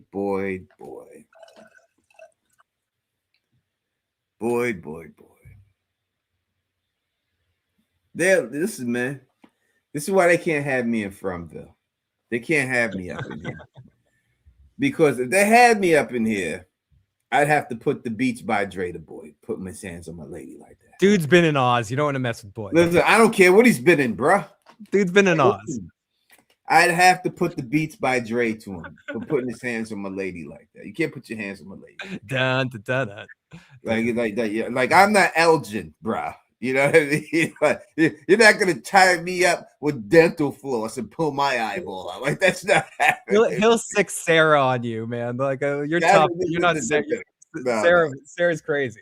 Mm-hmm. I'm crazy, Phil. We did the lip thing already. We did that. Right? We did. It's true. It's true. I don't sleep. I wouldn't sleep on you, Tony. I wouldn't sleep on you. Listen, boy, stand no chance for me. Can't be putting your hands on my lady like this, boy. You gotta watch yourself, man. All right, you gotta watch yourself. But we do see an interesting thing. The EMS truck is here again. You know, we've seen the other EMS truck. They came in. EMS truck is here. Could be the same thing. Maybe she took the clothes off the dead body or something. I don't know. But you know, him pushing her. You know, listen, he ain't got no right to be manhandling her like that. You know, he can't be doing that, man. No right in doing that. It doesn't matter. And people saying, I guess she's challenging his authority. It doesn't make it right. Put your hands on a lady like that. He can't go Cartman. You don't respect my authority. He can't go all that shit. You know, like I understand that, but still, you know, he's got to keep his chill here. That's part of being boss of a place like this. You have to, you know, you're going to deal with all these people that come in and think that they can do it better than you. That you just have to deal up against there. He slams it back there. How can he even put hands on Randall like that when Randall was there? How can he put it? Tony, he just wanted to dance. Listen, he smacked the shit out of Frank. He yoked up Jim. You know what I mean? He's a little out of control right now, putting his hands on my lady like that. Don't put your hands on my lady like that, but for real, man. For real. I'm going to have to come to that time and see you on this. Maybe she's trying to steal the ambulance. Would it be stealing? I mean, can you steal an ambulance in from town? Because you can't really get away with it, Tony. You're just gonna keep looping back into town. So it's gonna be the worst. But she's already changed clothes and stuff, so she must have believed stuff already. You know what I mean? She just wants a clean uniform. She's going in there to get the EMS uniform. Something's going on. Something, but you can't be doing that, boy. I don't appreciate that. Look at she makes me sad seeing her face like that. She looks scared. Like, I got you, baby. Don't worry. Don's coming. Don is coming. Now, and then boy gonna jack the vehicle from her, open the front door. And someone else, who else is he talking to here? Because he's looking at someone else. She's over here. That's her, but he is talking to, he's looking at somebody else. Talking to somebody else. I see Kenny. It's Kenny. No, it's Marielle. It's Marielle. It's Marielle and Chrissy. And Chrissy. Where did we go? Why we gotta go back? It's Marielle and Chrissy. There he is. He wants the one ring. It's Marielle and Chrissy, and this is what this is. And look, we see the one ring on her finger too, right? So, what this is showing is that Boyd is losing his mind. And that this is what, in the end, I believe, is going to make everyone flee for Boyd's protection. Yep. Because now these two women have just seen Boyd manhandle another woman, and that's going to be it for Boyd. Chrissy knows exactly what happened to the eyeball and everything else and all that. She's going to know about the torture situation. This is what's going to break Boyd from the town right here. Because these ladies are like the ladies with the pink knit hats right now getting together. He might not even know that Chrissy and Marielle are watching this situation and like turn around and see them there, like that they just. And that's it. Like they come around the corner and boom, they witness it. Yeah. And then that's the way it is. You know what I mean? And now it's a wrap for him. And now he's going to lose all respect and he's going to lose everything. And that's going to be the end of him. And that's the way it's going to go. Yeah, they look real. They look disappointed right there. Yeah, no, you can't be pulling the Ray Rice up in here, bro. Yeah, can't be doing that, man. You can't be doing that. He should know better. He should know better. The One Ring. Precious. My precious. Precious is here. The One Ring, the precious. They had to go with the precious. Totally with the precious here, Tony. This is a total precious moment. Don't tell about it. They had to do it. Every human being watching this is thinking, my precious, my precious. I guarantee that they got to be fans of Lord of the Rings and they had to throw it in some way. Everything else. That's it. Hobbits. That's what Boyd is turning into Gollum. That's what's going on here, right? Boyd is turning into Smeagol. Smeagol is turning into Gollum. Hobbit wants to take over the town. You fat hobbit. That's what's going on. That is what's going on, boy. He's turning into the monster. And that's it, Boyd monster. Yep, Boyd is becoming Gollum. It's true. It's precious. But this is a serious. What is that insignia on the inside of it? It's like an hourglass or something. Let me see if I can get a closer. It isn't. Looks like a figure eight. Figure eight, yeah. That's what it looks like inside. Or the infinity sign. Yeah, the infinity sign. They go, love lasts infinity forever. Infinity to infinity and beyond. Oh. Yeah, so we'll see. And oh. Look at him. Total Gollum. Total. He's already got a ring on his finger, so it's not his ring. Is it his wife's ring? Did he dig it up at the grave? Did he dig up his wife's ring at the grave? Did he really? He might. No, her hand popped up. Yeah, he just took it. It's like off the hand. He just grabbed it right off. It all fits, Tony. It all fucking He fits. definitely looks like Smeagol in this picture.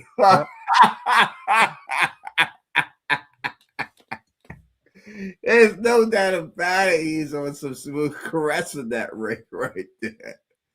You don't that's hilarious. No. Did the ring fall out of the cabinet? I'm joking. I don't know if he dug it up for real. I'm not sure what happened with this ring for real. He definitely looks like Smeagol in here. Definitely. He is caressing it. We got an area code 725. Area code 725. Welcome to the show. That's Las Vegas too. 725. Oh, welcome Vegas. Treasure again. Hi, I called too much. I'm sorry. No, you're fine. I really think that Jim's body pieces are going to fall from the sky. You think they're going to airdrop his body all over town? Kind of. There's got to be a reason Victor tossed the stone in the tree and it fell from the sky. There's got to be a reason. And everyone is looking up into the sky. I kind of think it's raining gems. Hallelujah. And they're just throwing Jim's body pieces in the faraway tree and it's just coming down. Yes, and I think pieces of Jim, maybe his head's hanging from the motel sign, but I think pieces of Jim. I think that's what they're looking at in the pool. You have that song stuck in my head. Hallelujah, it's raining, Jim. Oh, now you got that shit stuck in my head. Thanks, Colin. It's raining, Jim. It's raining, Jim. Thank you, Treasure. You got it all stuck in my head now. And what gives with the man in yellow changing clothes, like having like a little girl changing outfits? That's weird, right? We got it. We're gonna talk about that when we see the transformation of the man in yellow. A Sounds little bit good. more. And like I said, you two are by far my favorite from Gurus. So keep Well, it thank sexy and keep on going. You guys are captivating. Oh, thank you so much. Thank you so much. Thank you Great, so much. great call. We will quote you. You had such great taste. You know, I love people with good taste. Yeah, we will quote Treasure on that over and over again. Yeah, Thank she has great taste. Yeah. Whereas, again, here's Boyd. Different time, different outfit, right? Dealing with this. Different verbal abuse. This might be before the scene we just saw. Yeah, and then she may bait him. You know what I mean? Like she knew that she says this, calls him a monster, says all this, baits him into putting his hands on her physically in front of people so that people could see it in order to get him out of here. Dude, I'm with you. It's like a setup. She sets it up here, keeps kind of needling him and sees that he's unbalanced and kind of just keeps pushing it. Thank you. That reminds us of like a Flight of the Conchords. We're the second best New Zealand band ever, the third best. You guys are my fourth favorite, maybe even fifth. Thank you. We're glad to be in your top 10. You see Boyd looking into the mirror. Is he gonna start singing? Is this Michael's time right now? Is Michael? He's gonna start singing "It's Raining Jim." Yeah, he's gonna start singing. I'm looking at the man in the mirror. Ooh, I'm asking him to change his ways. What's going on? What's going on? He's got to change his ways, boy. If you're gonna make the world, he's gonna make the world a better place. He's got to look at himself and make that change. Boyd is always sweating. Boyd sweat more than Patrick Ewing on a goddamn basketball court.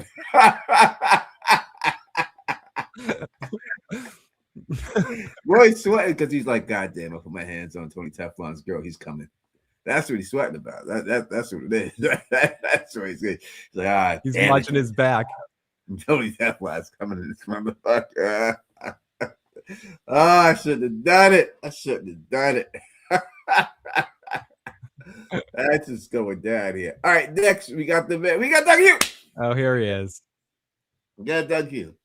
Happy as hell. I believe that this is still the Jim situation, the Jim killing. Yeah, it's kind of the same scene. Yeah, it's the same thing. It's just a little extended version of him right here. And we got a better shot of his busted teeth. The teeth are crazy. Yeah. But we can see here that the jacket that we seen earlier is definitely this jacket because it only has those little bit of staining like the other one does. Yep. And you can see like the frayed edges and all that sort of situation. Yeah, this is it. But what's underneath? What is this type of shirt? It's like it's like a waffle shirt, I think he has on underneath, like his shirt. I think it's like a the stuff you wear underneath your clothing to keep you warm and shit. I think that's what he's wearing there. He's got like the waffles on. And someone asked if Boyd was still sick. Yes, in the first scene you see him at the very beginning of the trailer, he's clearly still shaking. See, we see the bag. What bag? What's going on with this bag? And Boyd running. That's where they leave their poop. Sorry, I don't know what's up with the bag. That bag wasn't there before. This bag is probably what was connected to when we seen the rope is probably this bag right here, and probably it's going to be a piece of Jim in the bag. Yeah, totally, dude. My poop thing notwithstanding, it's probably pieces of Jim. Yeah, it probably putting pieces of Jim in the bag and stuff.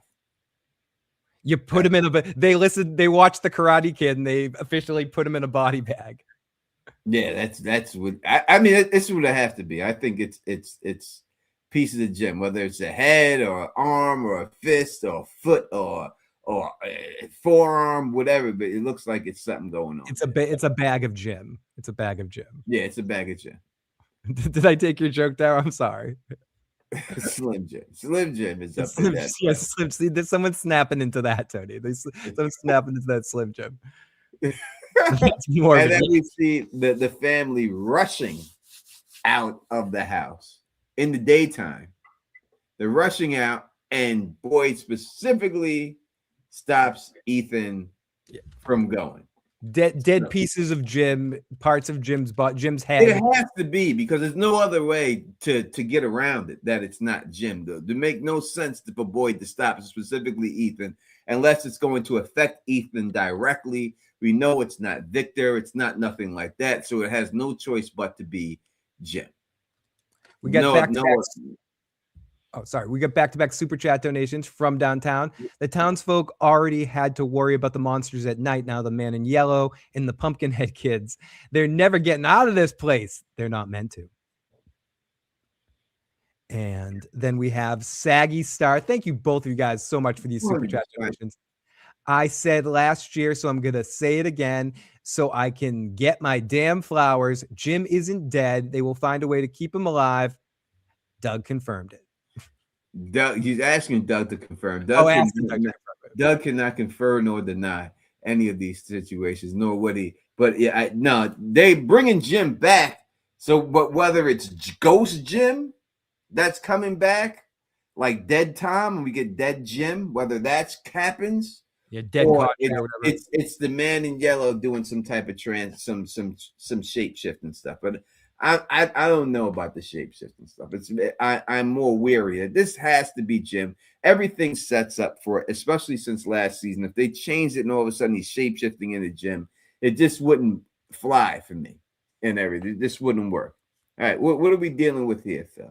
What is that? They got someone's heart or someone's organs and shit. This is some twisted shit. What is that in that lady's hand? It's a body part, right? It's like it's an internal. Who is this lady? I don't know who she is. I don't know what she does. I don't know what her job is.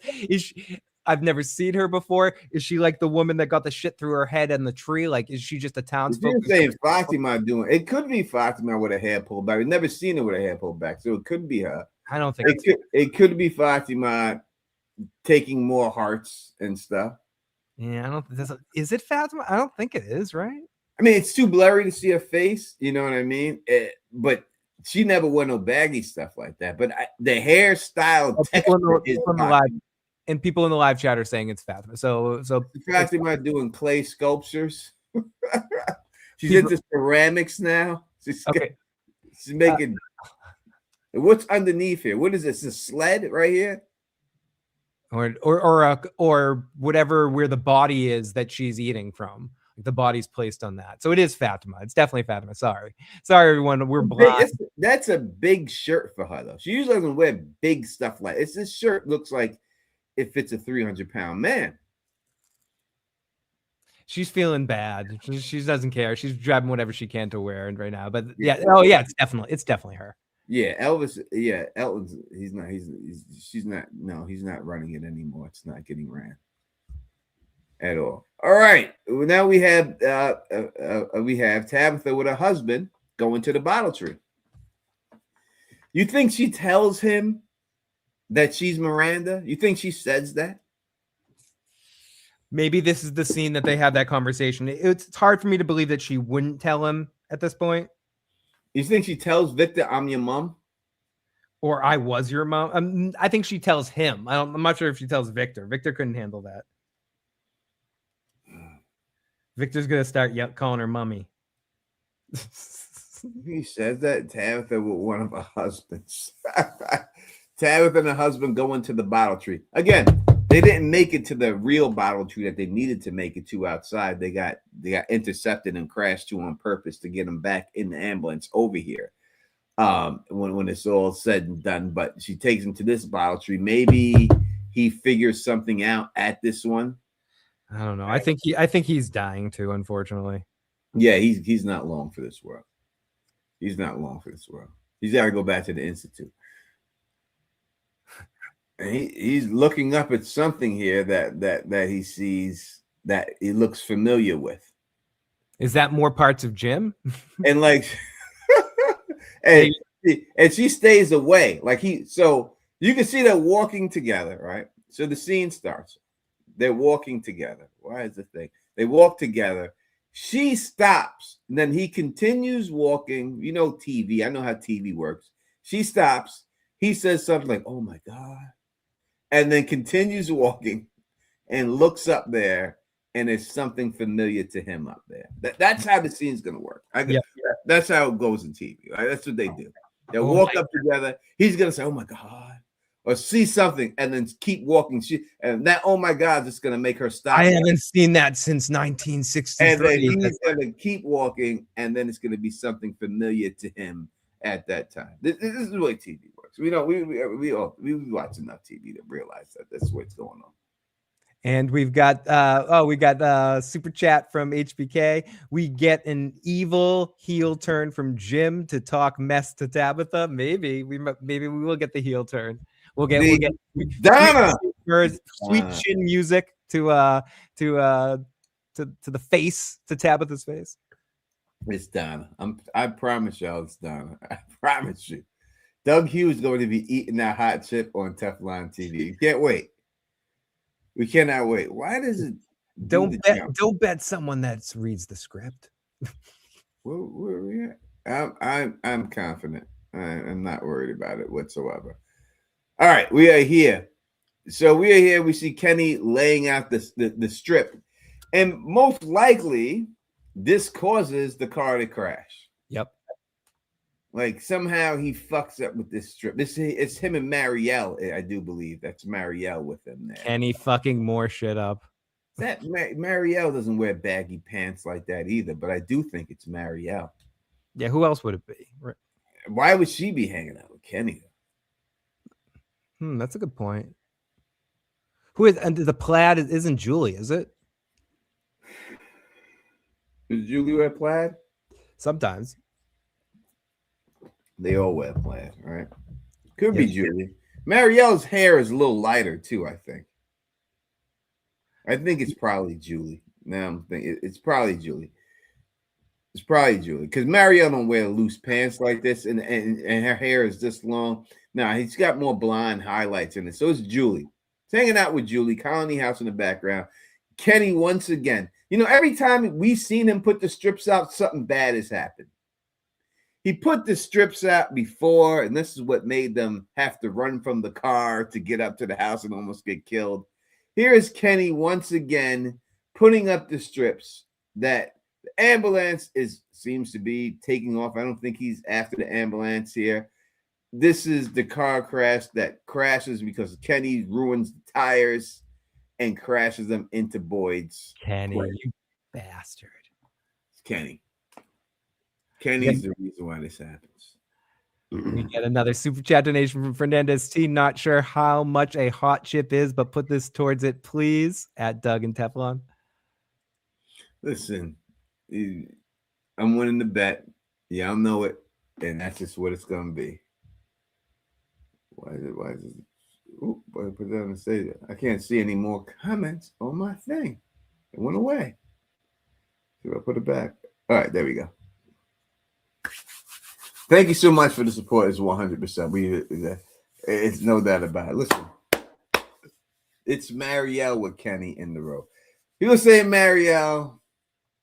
It looked like her. It does look like Julie too. Julie's hair is that long. I would go with Julie, unless there's another pitch that proves it wrong. But this is definitely a new character arriving because of Kenny messed up. Same funeral that we've seen before.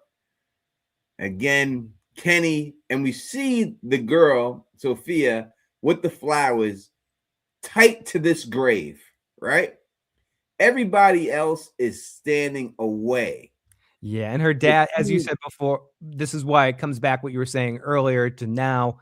Her dad is not in the shot. That he's nowhere to be found. She's tight she's closer than anyone else to the grave. She's tight to this grave. This is her father in here. Kenny's supporting her. Kenny is her lover. I don't think it goes that far. It is going that far. Kenny's a lover. That's what it is. You're just trying to get Kenny away from Acosta. I'm not trying to get nothing. What I'm doing is giving you the facts of the show, Phil. All right? Fair. And this is what it is. All right? This is the way it goes. And then you got Victor with his head on his cheek. Like, this is what I understand. He's upset that they ran out of peaches. I don't. This is what I don't understand. This man has been here for 49 years.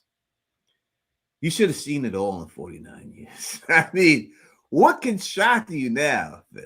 You know what I mean? That you have to put your hand over your mouth like that. It's raining Jim. Yeah, that would do it. It's raining Jim for all over the place. That would do it. That would do it. And Jim would probably, this is the whole thing too. Well, this is the burial. But you would think Jim would get his own ceremony, right? He's big enough character to get his own ceremony. Yeah, for sure. And do you do that like if it's a new person, no one's gonna show up to that service? No. So to do the girl a favor, you kind of piggyback one big giant ceremony. Kenny will show up with it. That's what I'm just it'll be Kenny and Boyd sitting there alone. Does the new chick think that this is all a dream and try to get out of town on the ambulance, or do we think that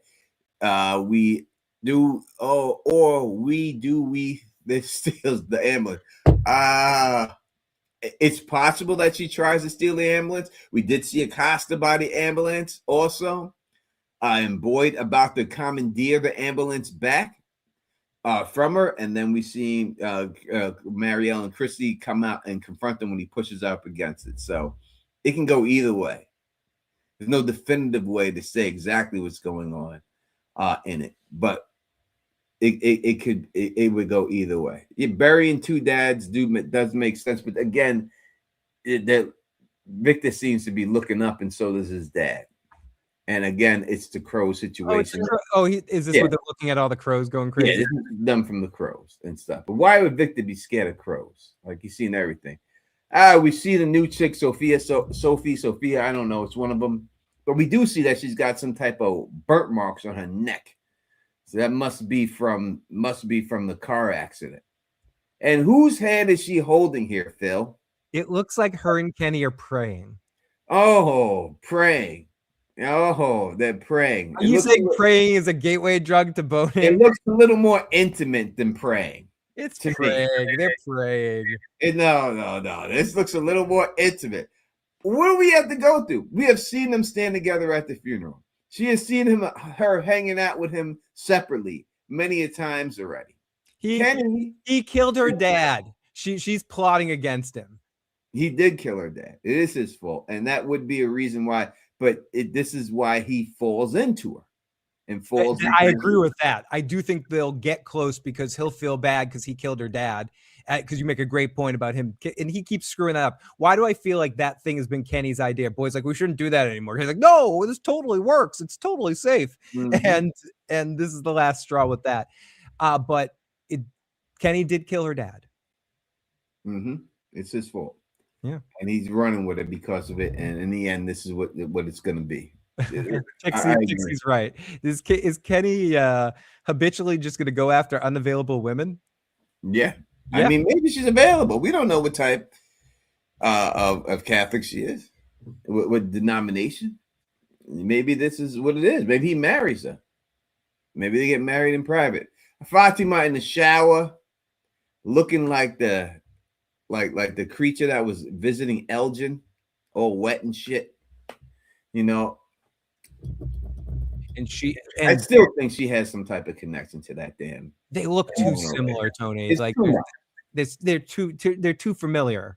It is. It's too much for them not to have something going on with each other. There's something going on there.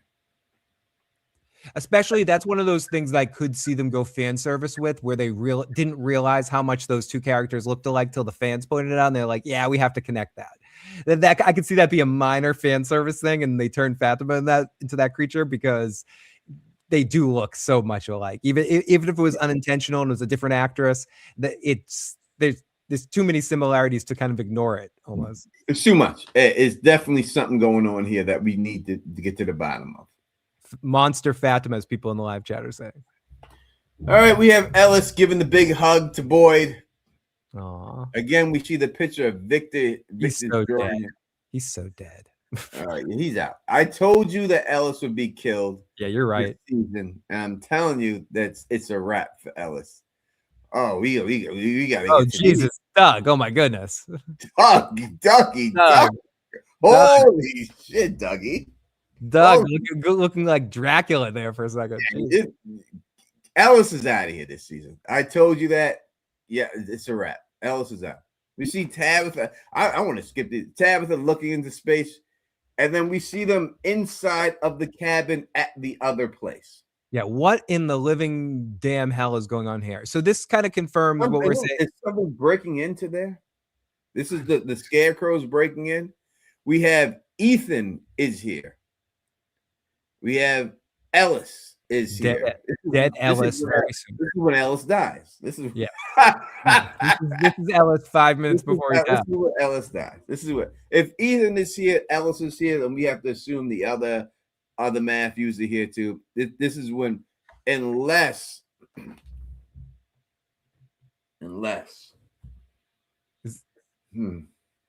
people in the live chat. Unless Julie comes back at this time, and it's Ellis and Julie that pull the tent with Sarah and Boyd in it, because that would give them enough strength to pull the tent. If they have Ellis and Julie pull the tent, it is possible. Julie's definitely pulling the tent, but she may need some help. It could be Ellis, but Ellis might die in this situation. Gigantic scarecrow. It's a dream scene. It could be a dream scene. Why don't they have a talisman, or why don't they have no effect? I don't know if the talismans have effect in the town. I think it's just the totems that do. But remember that they removed the one thing to save Christy from the totem, and that may be the reason why they didn't work anymore. Yeah, they opened the gate or whatever they did. The totems seem to be what was protecting those cabins. So who knows if anything can protect them at night with what goes in there. This is just a really effed up scene. And also we talked a little bit about who goes to the cabins with Boyd, who leaves town, and we see maybe some of the people that decided to stay out of the who is this right here with the arm? Is that Kenny?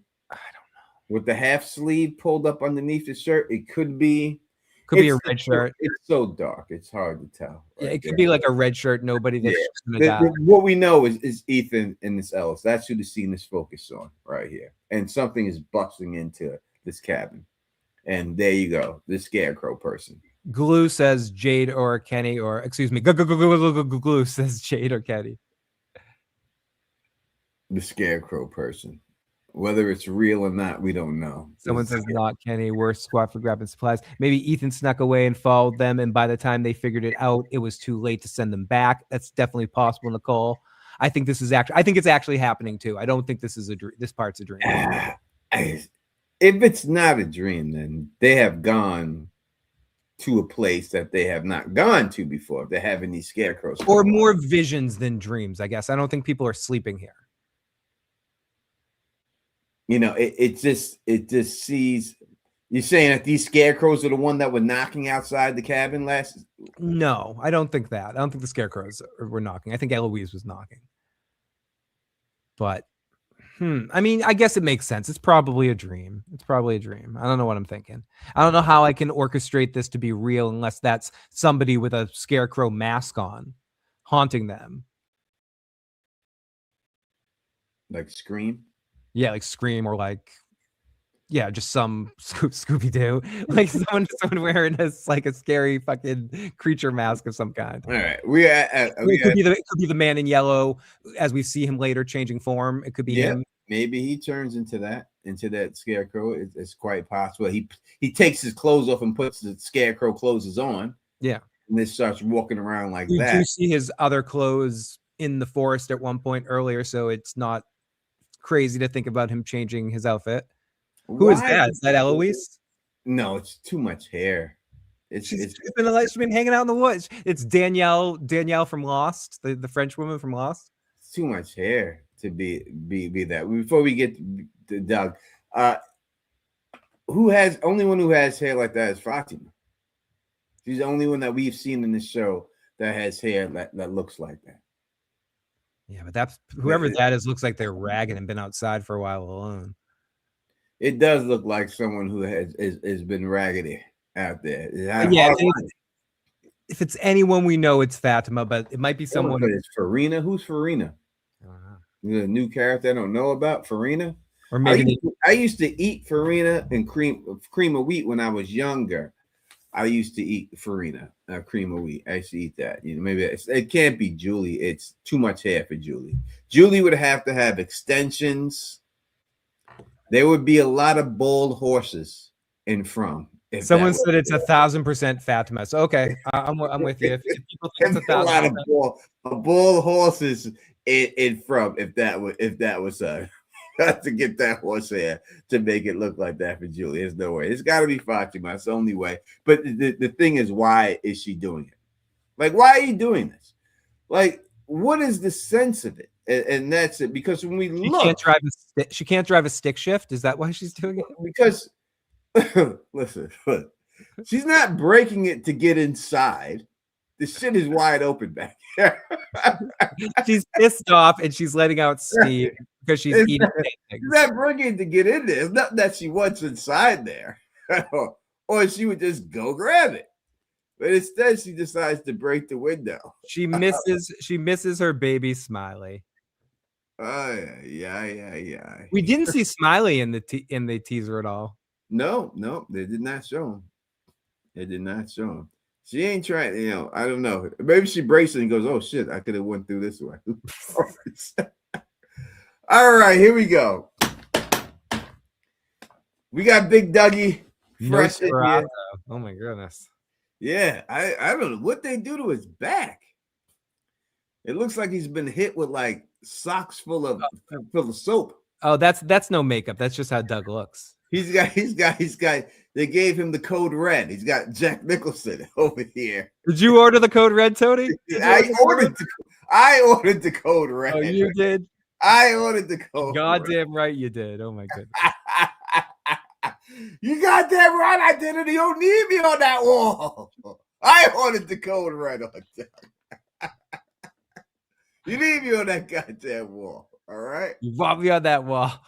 Yeah, that's what it was. A Tony super chat. Debbie, oh Bebby. Did we get a super chat? Did I miss it? Debbie? I don't think we did. Did we? I missed that, but Doug says suddenly I feel the need to message for a massage. Suddenly I feel the need for a massage. I'll scroll through and see if I see it. All right. We get the real Rebel Eric. Because I can look on this thing.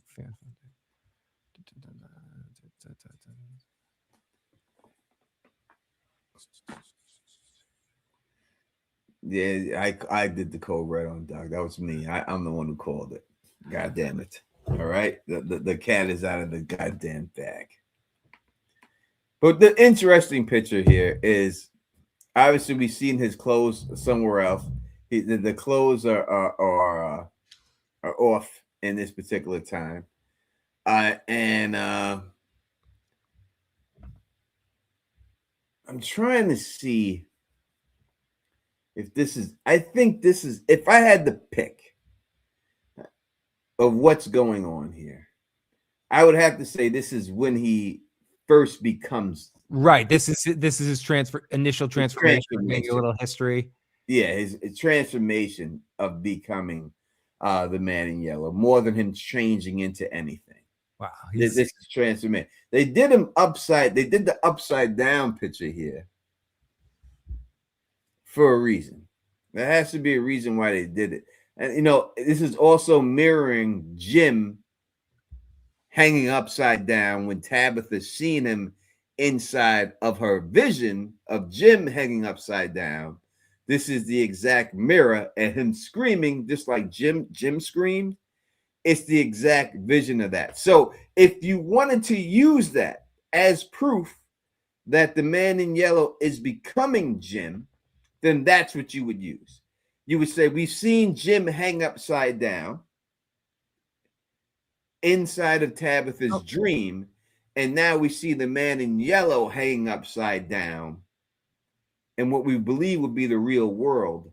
So we could say that would be why the Man in Yellow becomes Jim and assumes Jim's persona. And just another side of it, you're probably right, because I do believe it's probably his origin or when he's becoming the Man in Yellow, but it also could be him transforming into Jim. Yeah, that's what I'm saying. You use the Jim in this position from Tabitha's dream, and you put that with this from Tabitha's dream, I mean, in real life, then you could say that that was foreshadowing that Jim would be the man in yellow, would take Jim's form. Tony, we And did that's get why someone gifted 5 more memberships. SIV. Thank you so much, SIV. That may be a drink and around the world with my daughter. Appreciate it. Thank you so much. And we got CFH. We got How Am I Looking? We got Tough Cookie. We got Laugh and Joy Heidi. And we got Paul. That's what's up. That's what's up. Great shot, Dougie. That's not Dougie. Doug, this is a stunt person here. No, they're not really. Doug's in makeup there. They're not really hanging upside down. Yeah. Zoom in on that. That's Doug's face. Let's go. Let's zoom. Let's see. That's Doug. That's Doug. Doug's hanging upside down right there, or they flipped it around. You know, they flipped the shot around. Did you have the bones right here? The bones on the shoulders coming out, and then they have the soft, Sachi skin right here. Do you know what they might have done? That they remember how they made the Dale head last time? Maybe they made a fake Doug head. Yeah, they may have done that for this. I don't think that's Doug in the shot. I think that's no. I don't think it's him. I think it's just prosthetics and someone else running it. And then they show the back with the bone. They're making it. You think that wings are gonna come out this motherfucker? Yeah, this is what from Theory said. Theory said he's like turning into a crow. It's a good thought. It is a good thought. He could be turning into a crow, and that's how he would see everybody and know everything. But who else is in the other crows? He's extremely gaunt, though. You know, extremely gaunt. You can see all. You can see every bone in him. He's like starving so bad I can see a rib cage. You can see every bone in him. And the scraggly hair in the back. Yeah, why is scraggly? Because does he have the scraggly hair? He doesn't have the scraggly hair. And someone said, "Look at the red hair." Yeah, isn't it? It's red. There's no scraggly hair here on this at all. And now all of a sudden he's got the Gollum hair. He's growing the Jim hair. He could be growing Jim's hair. That could be it. That Jim's hair is growing off him right now. It looks like he's growing a wife beater here too. When you look at this line, he's gonna be Jim and a wife beater. He's gonna be Stanley Colossus. He's got a wife beater growing. He's growing the clothes and everything else going on up in there.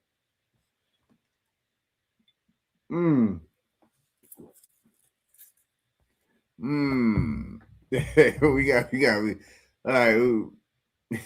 That would be awesome. Yeah, it does look like he's growing a wife beater there.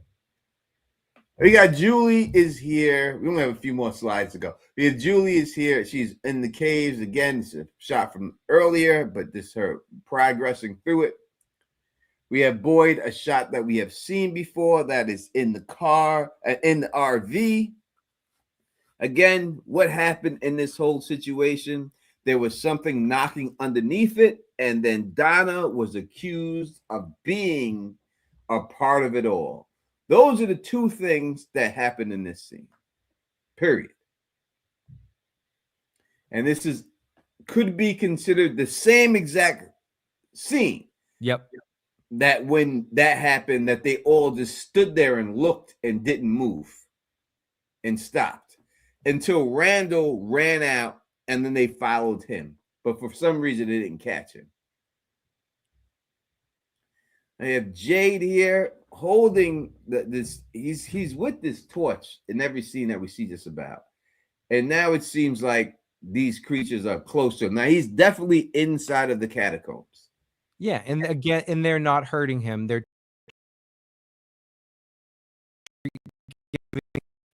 this balled up though. The electrician, right? What's going? No, his fists aren't balled up. I thought his fists were balled up. But he's got a snarly look in his face. He doesn't look happy. He doesn't. Listen, he's too close to get away. There's nothing they can do if they really wanted to kill him to allow him to get away. Like he's they're on him. Like the guy could. We've seen them stretch out and slice Father Kotchery's throat. You know what I mean? So there'd be no way that they'd be able to get away from that. Hey Jade, how you doing today, buddy? They're giving him the like, hey Jade, you find our gifts when we left Jim all around town? Wasn't that kind of funny? Ha ha ha ha ha. Like they're gonna be having like a weird conversation with him. Who is this person? Donkey Fly? What's going on with Donkey Fly? I don't know what's going on. Donkey Fly. Yeah, I don't know what's going on. Donkey Fly. I don't know what's going on. I want to name a band Donkey Fly. That sounds good. Yeah, that guy looks like he's her. Yeah, they're right on him. He couldn't get away if he wanted to get away. So I mean, if he tried to, there's no, they have to let him go, and then you have to ask yourself why they let him go. Or he's dead. No, But I doubt they would show that in the trailer if he actually died. He's not. They wouldn't put that in there. Ethan is grown up. He's 17 years old now. Ethan is at the bar drinking that damn moonshine and shit. Mm-hmm. Ethan's the new bartender. He's taking over the job. He is the bartender. He took Tom's job. Yeah, he's playing tapper right now. He's trying to fill everyone's drinks. He's running around the bar. Is it significant that that is wearing a yellow shirt now? So with the man in yellow, yeah, the man in yellow is his new daddy. No, he is from the picture we seen in the bed with Tabitha. So that's what it is, man. I am your father. Yes, it is. Ethan, I am your father. Yeah. And then we see him pull up on Jim. So do you think that's him running away from Jim after this scene? It's one of two things. Now, it's either the man in yellow has turned into Jim or he's dreaming about Jim.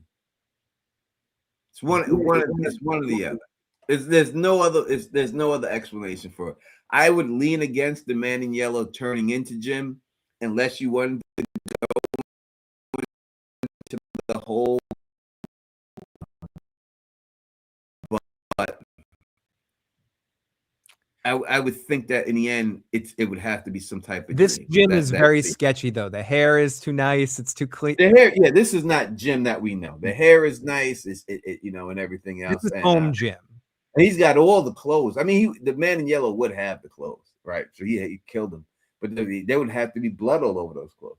Look how nice Jim's hair looks there. Yeah, no, there's something suspect about this Jim. Yeah, Jim had a shower. Yes, Pix, exactly. Jim had a shower. Jim cleaned. Jim conditioned. Yeah, Jim's got that. What was that? That bounce shampoo, Pert Plus. Pert Plus. He's got that Pert Plus bounce going on in there. He does have that Pert Plus bounce. Nobody knows what Pert Plus is but us. I remember those damn commercials, dude. He's got that Pert Plus bounce in that. Exactly. He could be in a shampoo commercial, HBK. It's Absolutely. A little too much. It's a little too much. It's too suspect going on here. Yeah, that's what I'm like with Fernandez T, though. The only thing that has me thinking that Jim looks suspect here is he has a very like devilish vibe to him, like his smile on his face. It doesn't look like Jim's smile. It looks like some shit's up. My dad used to use that shampoo. I could smell it. For plus, but he had the bounce. That's a bounce. That's a damn bounce. That was the shit until Pantene came out and took it over. Pantene, we put the vitamins in this shit, and all the women like, oh my god, the vitamins in the shampoo. I have to buy the Pantene. But before Pantene, it was Pert. But once they put the vitamins in the commercial, it's like, oh, you have vitamins in it.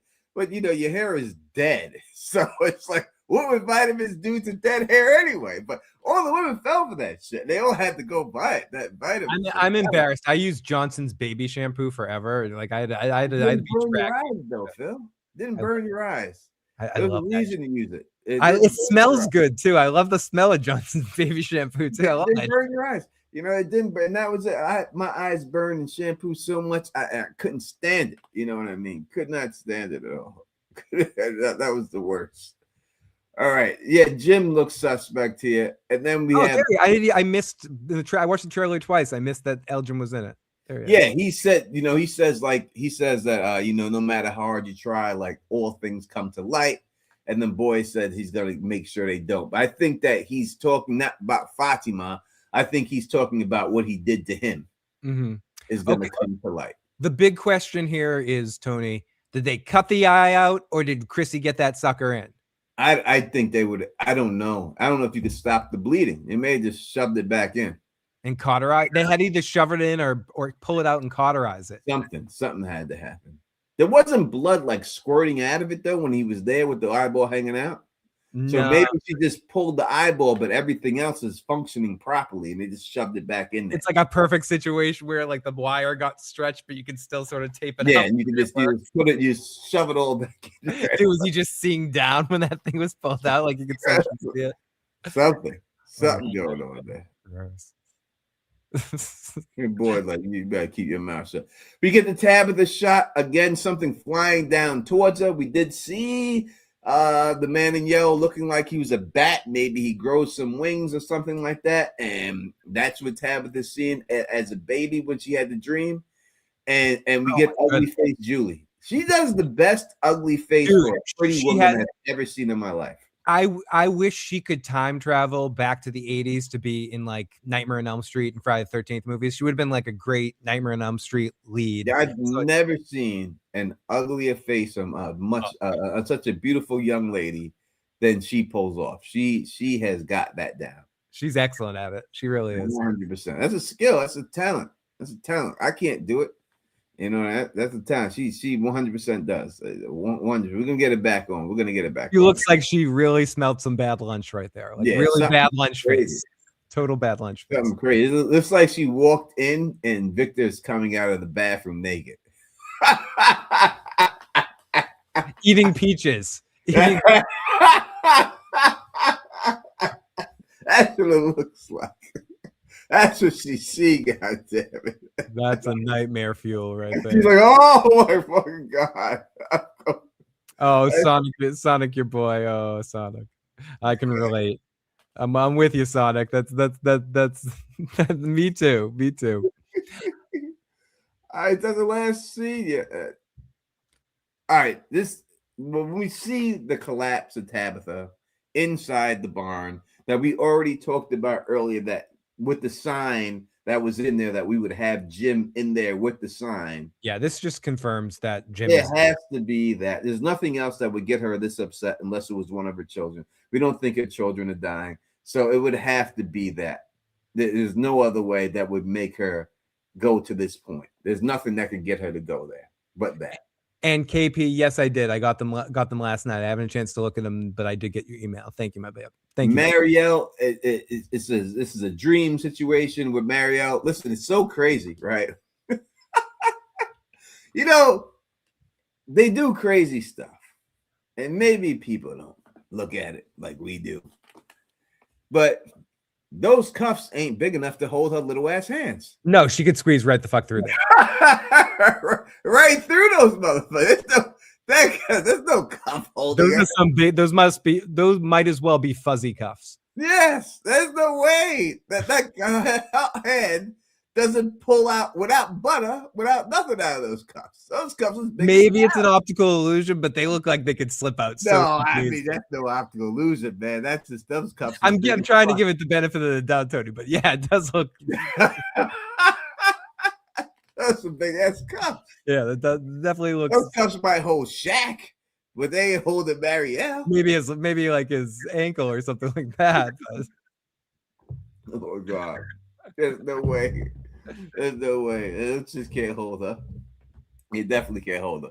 This is our dream of something like that going on here. But yeah, no doubt about it. So they drag Jim's body into the barn. Maybe the monsters cut off Jim's head along with the red shirt. Yeah, it seems like that's what they did. They made an example out of Jim, and then put his head probably inside the rest of his body in there. Yeah, and then that was the end of it. Some pieces of Jim get into the pool. Some pieces are hung up on that string, and then the main piece is in the bar that you see. And right? that's fucking disgusting. It's gonna be disgusting and horrible and awesome. That's what's going on with Jim. Jim is getting quartered, basically. You got Jade screaming. He usually doesn't get scared, but maybe he got caught. And I mean, it's the same shirt, it's the same darkness. Maybe they pulled a Randall on him. Yeah, do they hold him down and insert? It seems like his arms are being held out and shit. Yeah, like they're about to insert something in some part of Jade's body right here. Yeah, damn, they better not be aliens. Yeah, I know the hot chip might be right, Tony. There might be some alien probing going on right here. The look on Jade's face. If they're aliens, then he's in trouble because aliens always insert something like the old school thermometers. They're about that life. They're gonna take his temperature, Tony. It seems like it. That's why he's screaming so hard. Yep. It's either that or the booty warrior is there. It's one or the other. Something. I'd scream like that if the booty warrior is there with me too. This is that he's sharing a cell with Adebisi look, like that. Yeah, Adebisi's coming for him, right? That's the definitely look right there when Adebisi comes. He is scared. He is freaking scared. Without a doubt. I mean, we got our Sarah girl. Oh yeah, there's Sarah. Who's kneeling by her though? That's the new girl. Is it? Yes, it is. That's her. That's definitely her. Guaranteed that's her.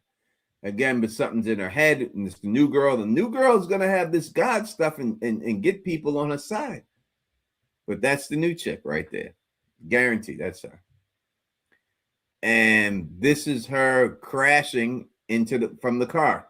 Yeah, the scene that her dad dies and stuff. Yeah, this is her. What is a hand? How's a hand like this? What is that? Is that someone checking on her? It has to be someone checking on her. Is that Kenny? Is that Kenny's hand? No, that's a woman's hand. Kenny's hand is that. Is it Kenny's? No. Kenny's hand can't be that feminine. He might moisturize, Tony. He might if he's moisturizing, he's not just moisturizing. He's using more than cocoa butter on them fingers. He's dipping them shits in palm. What's that? Palmolive? Someone says it's Chrissy or Fatima. Is that Palmolive that they used to dip their hands in and put it in the commercial? And put your hands in Palmolive? Yes, Kenny's got the Palmolive paws. Hanging up in there and stuff like everything else. Someone said that someone's about to steal her earring. It looks like someone's gonna jack her ear. Like, get that earring. That's what someone said. It's gonna steal her earring. Get that earring, son. Get that earring, son. But she obviously they know she's alive because she's screaming, and you could see right here, right? I said about the mark on her neck. You can see this thing right here hitting her neck. Mm-hmm. So that's what's going on. The mark on her neck. That's all from that. This is Kenny who killed her dad. Julie and Randall getting supported. This is probably when he just pulled her out of the vision. He probably picks her up and pulls her out of it. Isn't Mariella here too? But no. And Victor's father going crazy now too. But he's got that. What is that? A refrigerator behind him? That has to be when he dug up that thing. That refrigerator was there. So it's got to be that same scene. Fatima again. Now she's breaking another windows. She's a Carrie Underwood fan or something. Is that what she's doing? I dug my keys into the side of your pretty little souped-up four-wheel drive. That's what she's doing right here. I mean, Ellis must have cheated or something. That's why she's going crazy. Ellis cheated. And it looks like Boyd lay in the wood to somebody, and that is the end. That can't be Acosta, no? No, because then I really have to go up in there. I really got to go up in there if that's the case. I can't allow you put hands on my lady like that. We're gonna mount it and shit. This ain't the UFC. So coming off this trailer, Tony, any of your theories or thoughts that you had before change at all, and any of them confirm? I think it's all confirmed. None of my theories are. Everything I said is going to happen is going to happen. I think they're very heavy-handedly trying to make you believe here that that it has something to do with something supernatural. They're going over the top with it to make you believe. And if you take the bait, then you do.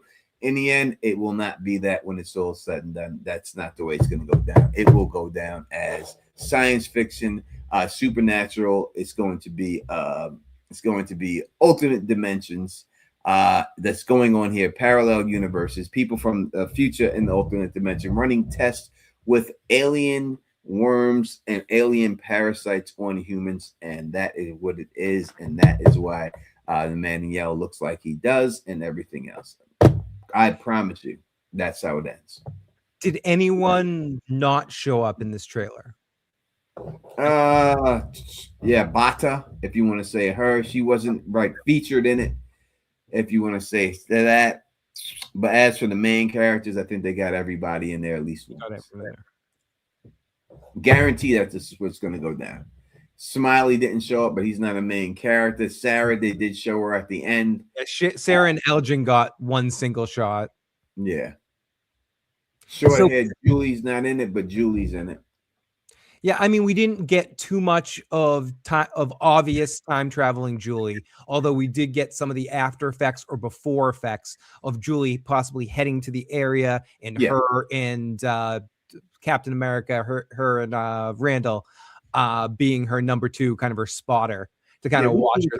We've seen Christy in the trailer. Christy's in there. I will do my video for the trailer. I won't have time to do it tomorrow because I'll be working all day, but I'll drop it the next day. I'll do it tomorrow night, and I'll drop it the next day. I'll go through everything and break it down and point to everything that I see and everything that it's going to go down. Chrissy was there at the funeral standing next to Marielle, but we didn't really see a focused scene on her. So based on the trailer, it seems like Boyd, Acosta was in it a bunch. 1 second. So yeah, based on the trailer, if we think about what characters were mostly featured in it, we did get a bunch of Julie. We got a bunch of Boyd, obviously, which I like to see maybe get a little bit more focus on him this season. And yeah, the boy. Oh, we didn't see the boy in white, and I do want to mention that when Tony gets back. Well, if I forget that for some reason, someone else bring it up again for when Tony gets back. But yeah, we didn't see the boy in white. I think we'll see Smiley after the first 4 episodes. These scenes are most likely scenes from the first 4 episodes. A lot of these scenes might be from the very first episode, or the first 2 episodes. So we didn't get to see. I don't think we'll see the man in yellow again once he transforms into the cicadas. Who is the boy in white again? Is that Julie's avatar or something?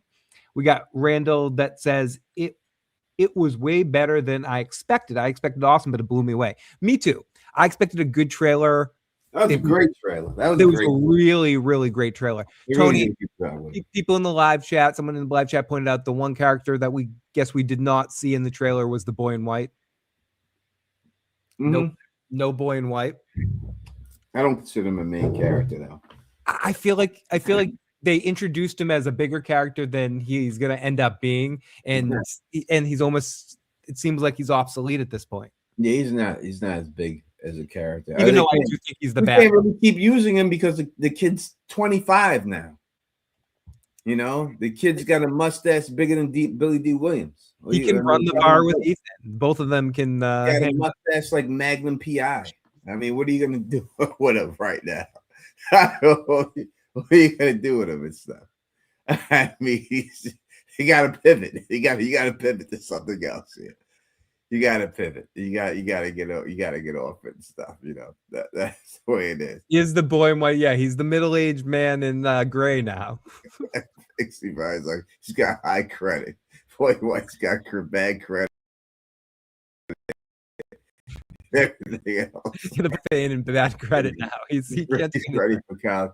I don't think we will ever see Martin again. I think that you will see him for the fact that we have seen like flashback scenes that they've done, so they might explain it through that, you know, and pointed that was him. Or you might see somebody else and they'll just have the tattoo and you know that was Martin because of the tattoo. Yeah, they may do something like that with it. Wasn't a lot of Donna, no, because they don't want to give away that she's the mole. That's why it wasn't a lot of Donna. No, but she is. And Doug Hughes is gonna be on fire when he eats that chip. when I prove that that's what it is. That Donna is the mole. Interesting. That now we have two. You have two simultaneous bets. People want to see you eat that chip, Tony, one way or another. They're trying to get you from people want to win the lottery too. They don't do that either, right? they got a better chance of winning the lottery than the Don being wrong on either of these things, and that's the bottom line. So I wonder if Glue wants to get on the bet too. She's like, she's not the mole. Glue don't want that. Will Glue get in the bet too? I don't want. Glue's got children and everything. They're young. I don't want to eat in that hot chip or nothing like that. Let Glue go off into it. You know, and so let's let it be a Doug supporter. Exactly. It's Kenny's hand. Kenny's got the Vaseline. He's got the smooth hands. He's taking care of his hands. Mm-hmm. But that could have been Chrissy too. All right. I mean, I gave her a chance to get out of it, but she said she wants in. Oh yeah, she wants in the chip. Here we go. She's in the chip. Then Glue Guns and Roses, you are in the bet too. It's over. It's over. It's a wrap for you. Y'all could do a double dip together on the stream while I just sit back drinking a beer watching you both. That is fine. That's what it is. But I think it's a great job. We got to see some of the Man in Yellow more than we got to see. Glad to see it. Can't wait to see it. They see everything else that's going off with it and all that good stuff. Ellis is definitely cheating on his Fatima. Ellis is cheating. That's why she's breaking that car. I'm telling you. What, one of those Cabbage Patch dolls or something like that? I gotta say, this shows how awesome this show is and how much excitement there is for the show. We've been on, and I know we're heading towards the end here. We've been on almost 3 hours here. We still have 200 plus people checking this out and watching this just because everyone's so excited about From. It's awesome. I mean, this was really the little show that couldn't. Horrible name, little app that no one wants, but it still has built awesome excitement and it's going to get its full run. And it's actually really cool if you think about this show and in the era where shows get lost, Tony. This one really did kind of build a really cool audience, and it did thanks to me. And I'll have to say this real quick before I go. Let me take off my glasses here for a second because maybe you look at me a little bit different, Boyd Stevens. Let me tell you something, man. Talking to you, Boyd Stevens. You want to solo the camera? You want to go? You can go and solo camera. Don't put your hands on my lady again, man. If I catch you, it's gonna be me and you, man. All right, Boyd. Understand what that means. All right. Ever put your hands on my lady like that again. All right. I'll come through I don't give a goddamn about the tree. I'll come right through it. All right. I'll do a backflip off the tree to come to whoop your ass. The triple Lindy. You go Rodney Dangerfield triple Lindy in there. I'll do the triple Lindy. Yeah. I got the wisdom. Coming to whoop your ass, man. Don't put your hands on my girl like that ever again, man. All right. Don't make me have to come in there. Me come in there. All right. Serious. Coming for you, Boyd Stevens. He's too busy. He's too busy holding a ring, going, "My precious, my precious." Yeah, I take his ring from him, snatch it from him. Right? Let's just be it. Queensbridge style. Just take it right up in it. You used to see me coming there with a dark hoodie. They were like, "Who is this?" And that would be it. Boy would know he'd run, and that would be it. But unfortunately for him, on fleet of foot, it wouldn't be no being able to run away from me like the monsters, and that would just be it. All right, let me get up out of here. Let me go out of here. We will be back with more live streams, talking more about it. We'll go through character after character until the show starts and stuff like that. Again, we'll be here for the pregame show, as we are all the time. That will be again at 7 until 8:30, and then we'll be on after the show is over at 10 o'clock. And we'll have great guests from the show, as we do every year in the Escaping From podcast. I appreciate all the super chats, everything, and all y'all watching for as long as you did. Make sure you hit that thumbs up for your boys. Phil, what's going on? Phil, this week I'm going to come on for something because I got to test some stuff. But next week we're finally getting back to Sopranos. We'll have a Soprano live stream next Thursday evening at 6:30. We'll be doing 2 episodes from season 5 where we're getting closer. We're getting closer to finishing the damn show after 17,000 years. But we got 2 episodes of The Sopranos next week, next Thursday night. And I might do a tier list thing sometime this week or some random television shit of some sort, Tony. No doubt. See you soon, folks. We're 1933. What's that mean, Doug? That's some type of code. Julie, don't worry about it. You're good to go. Everybody, if you want some more from you can't get enough, you need to keep talking, go to Julie B Deep Dive channel. She'll be on, I think, at 11 o'clock p.m.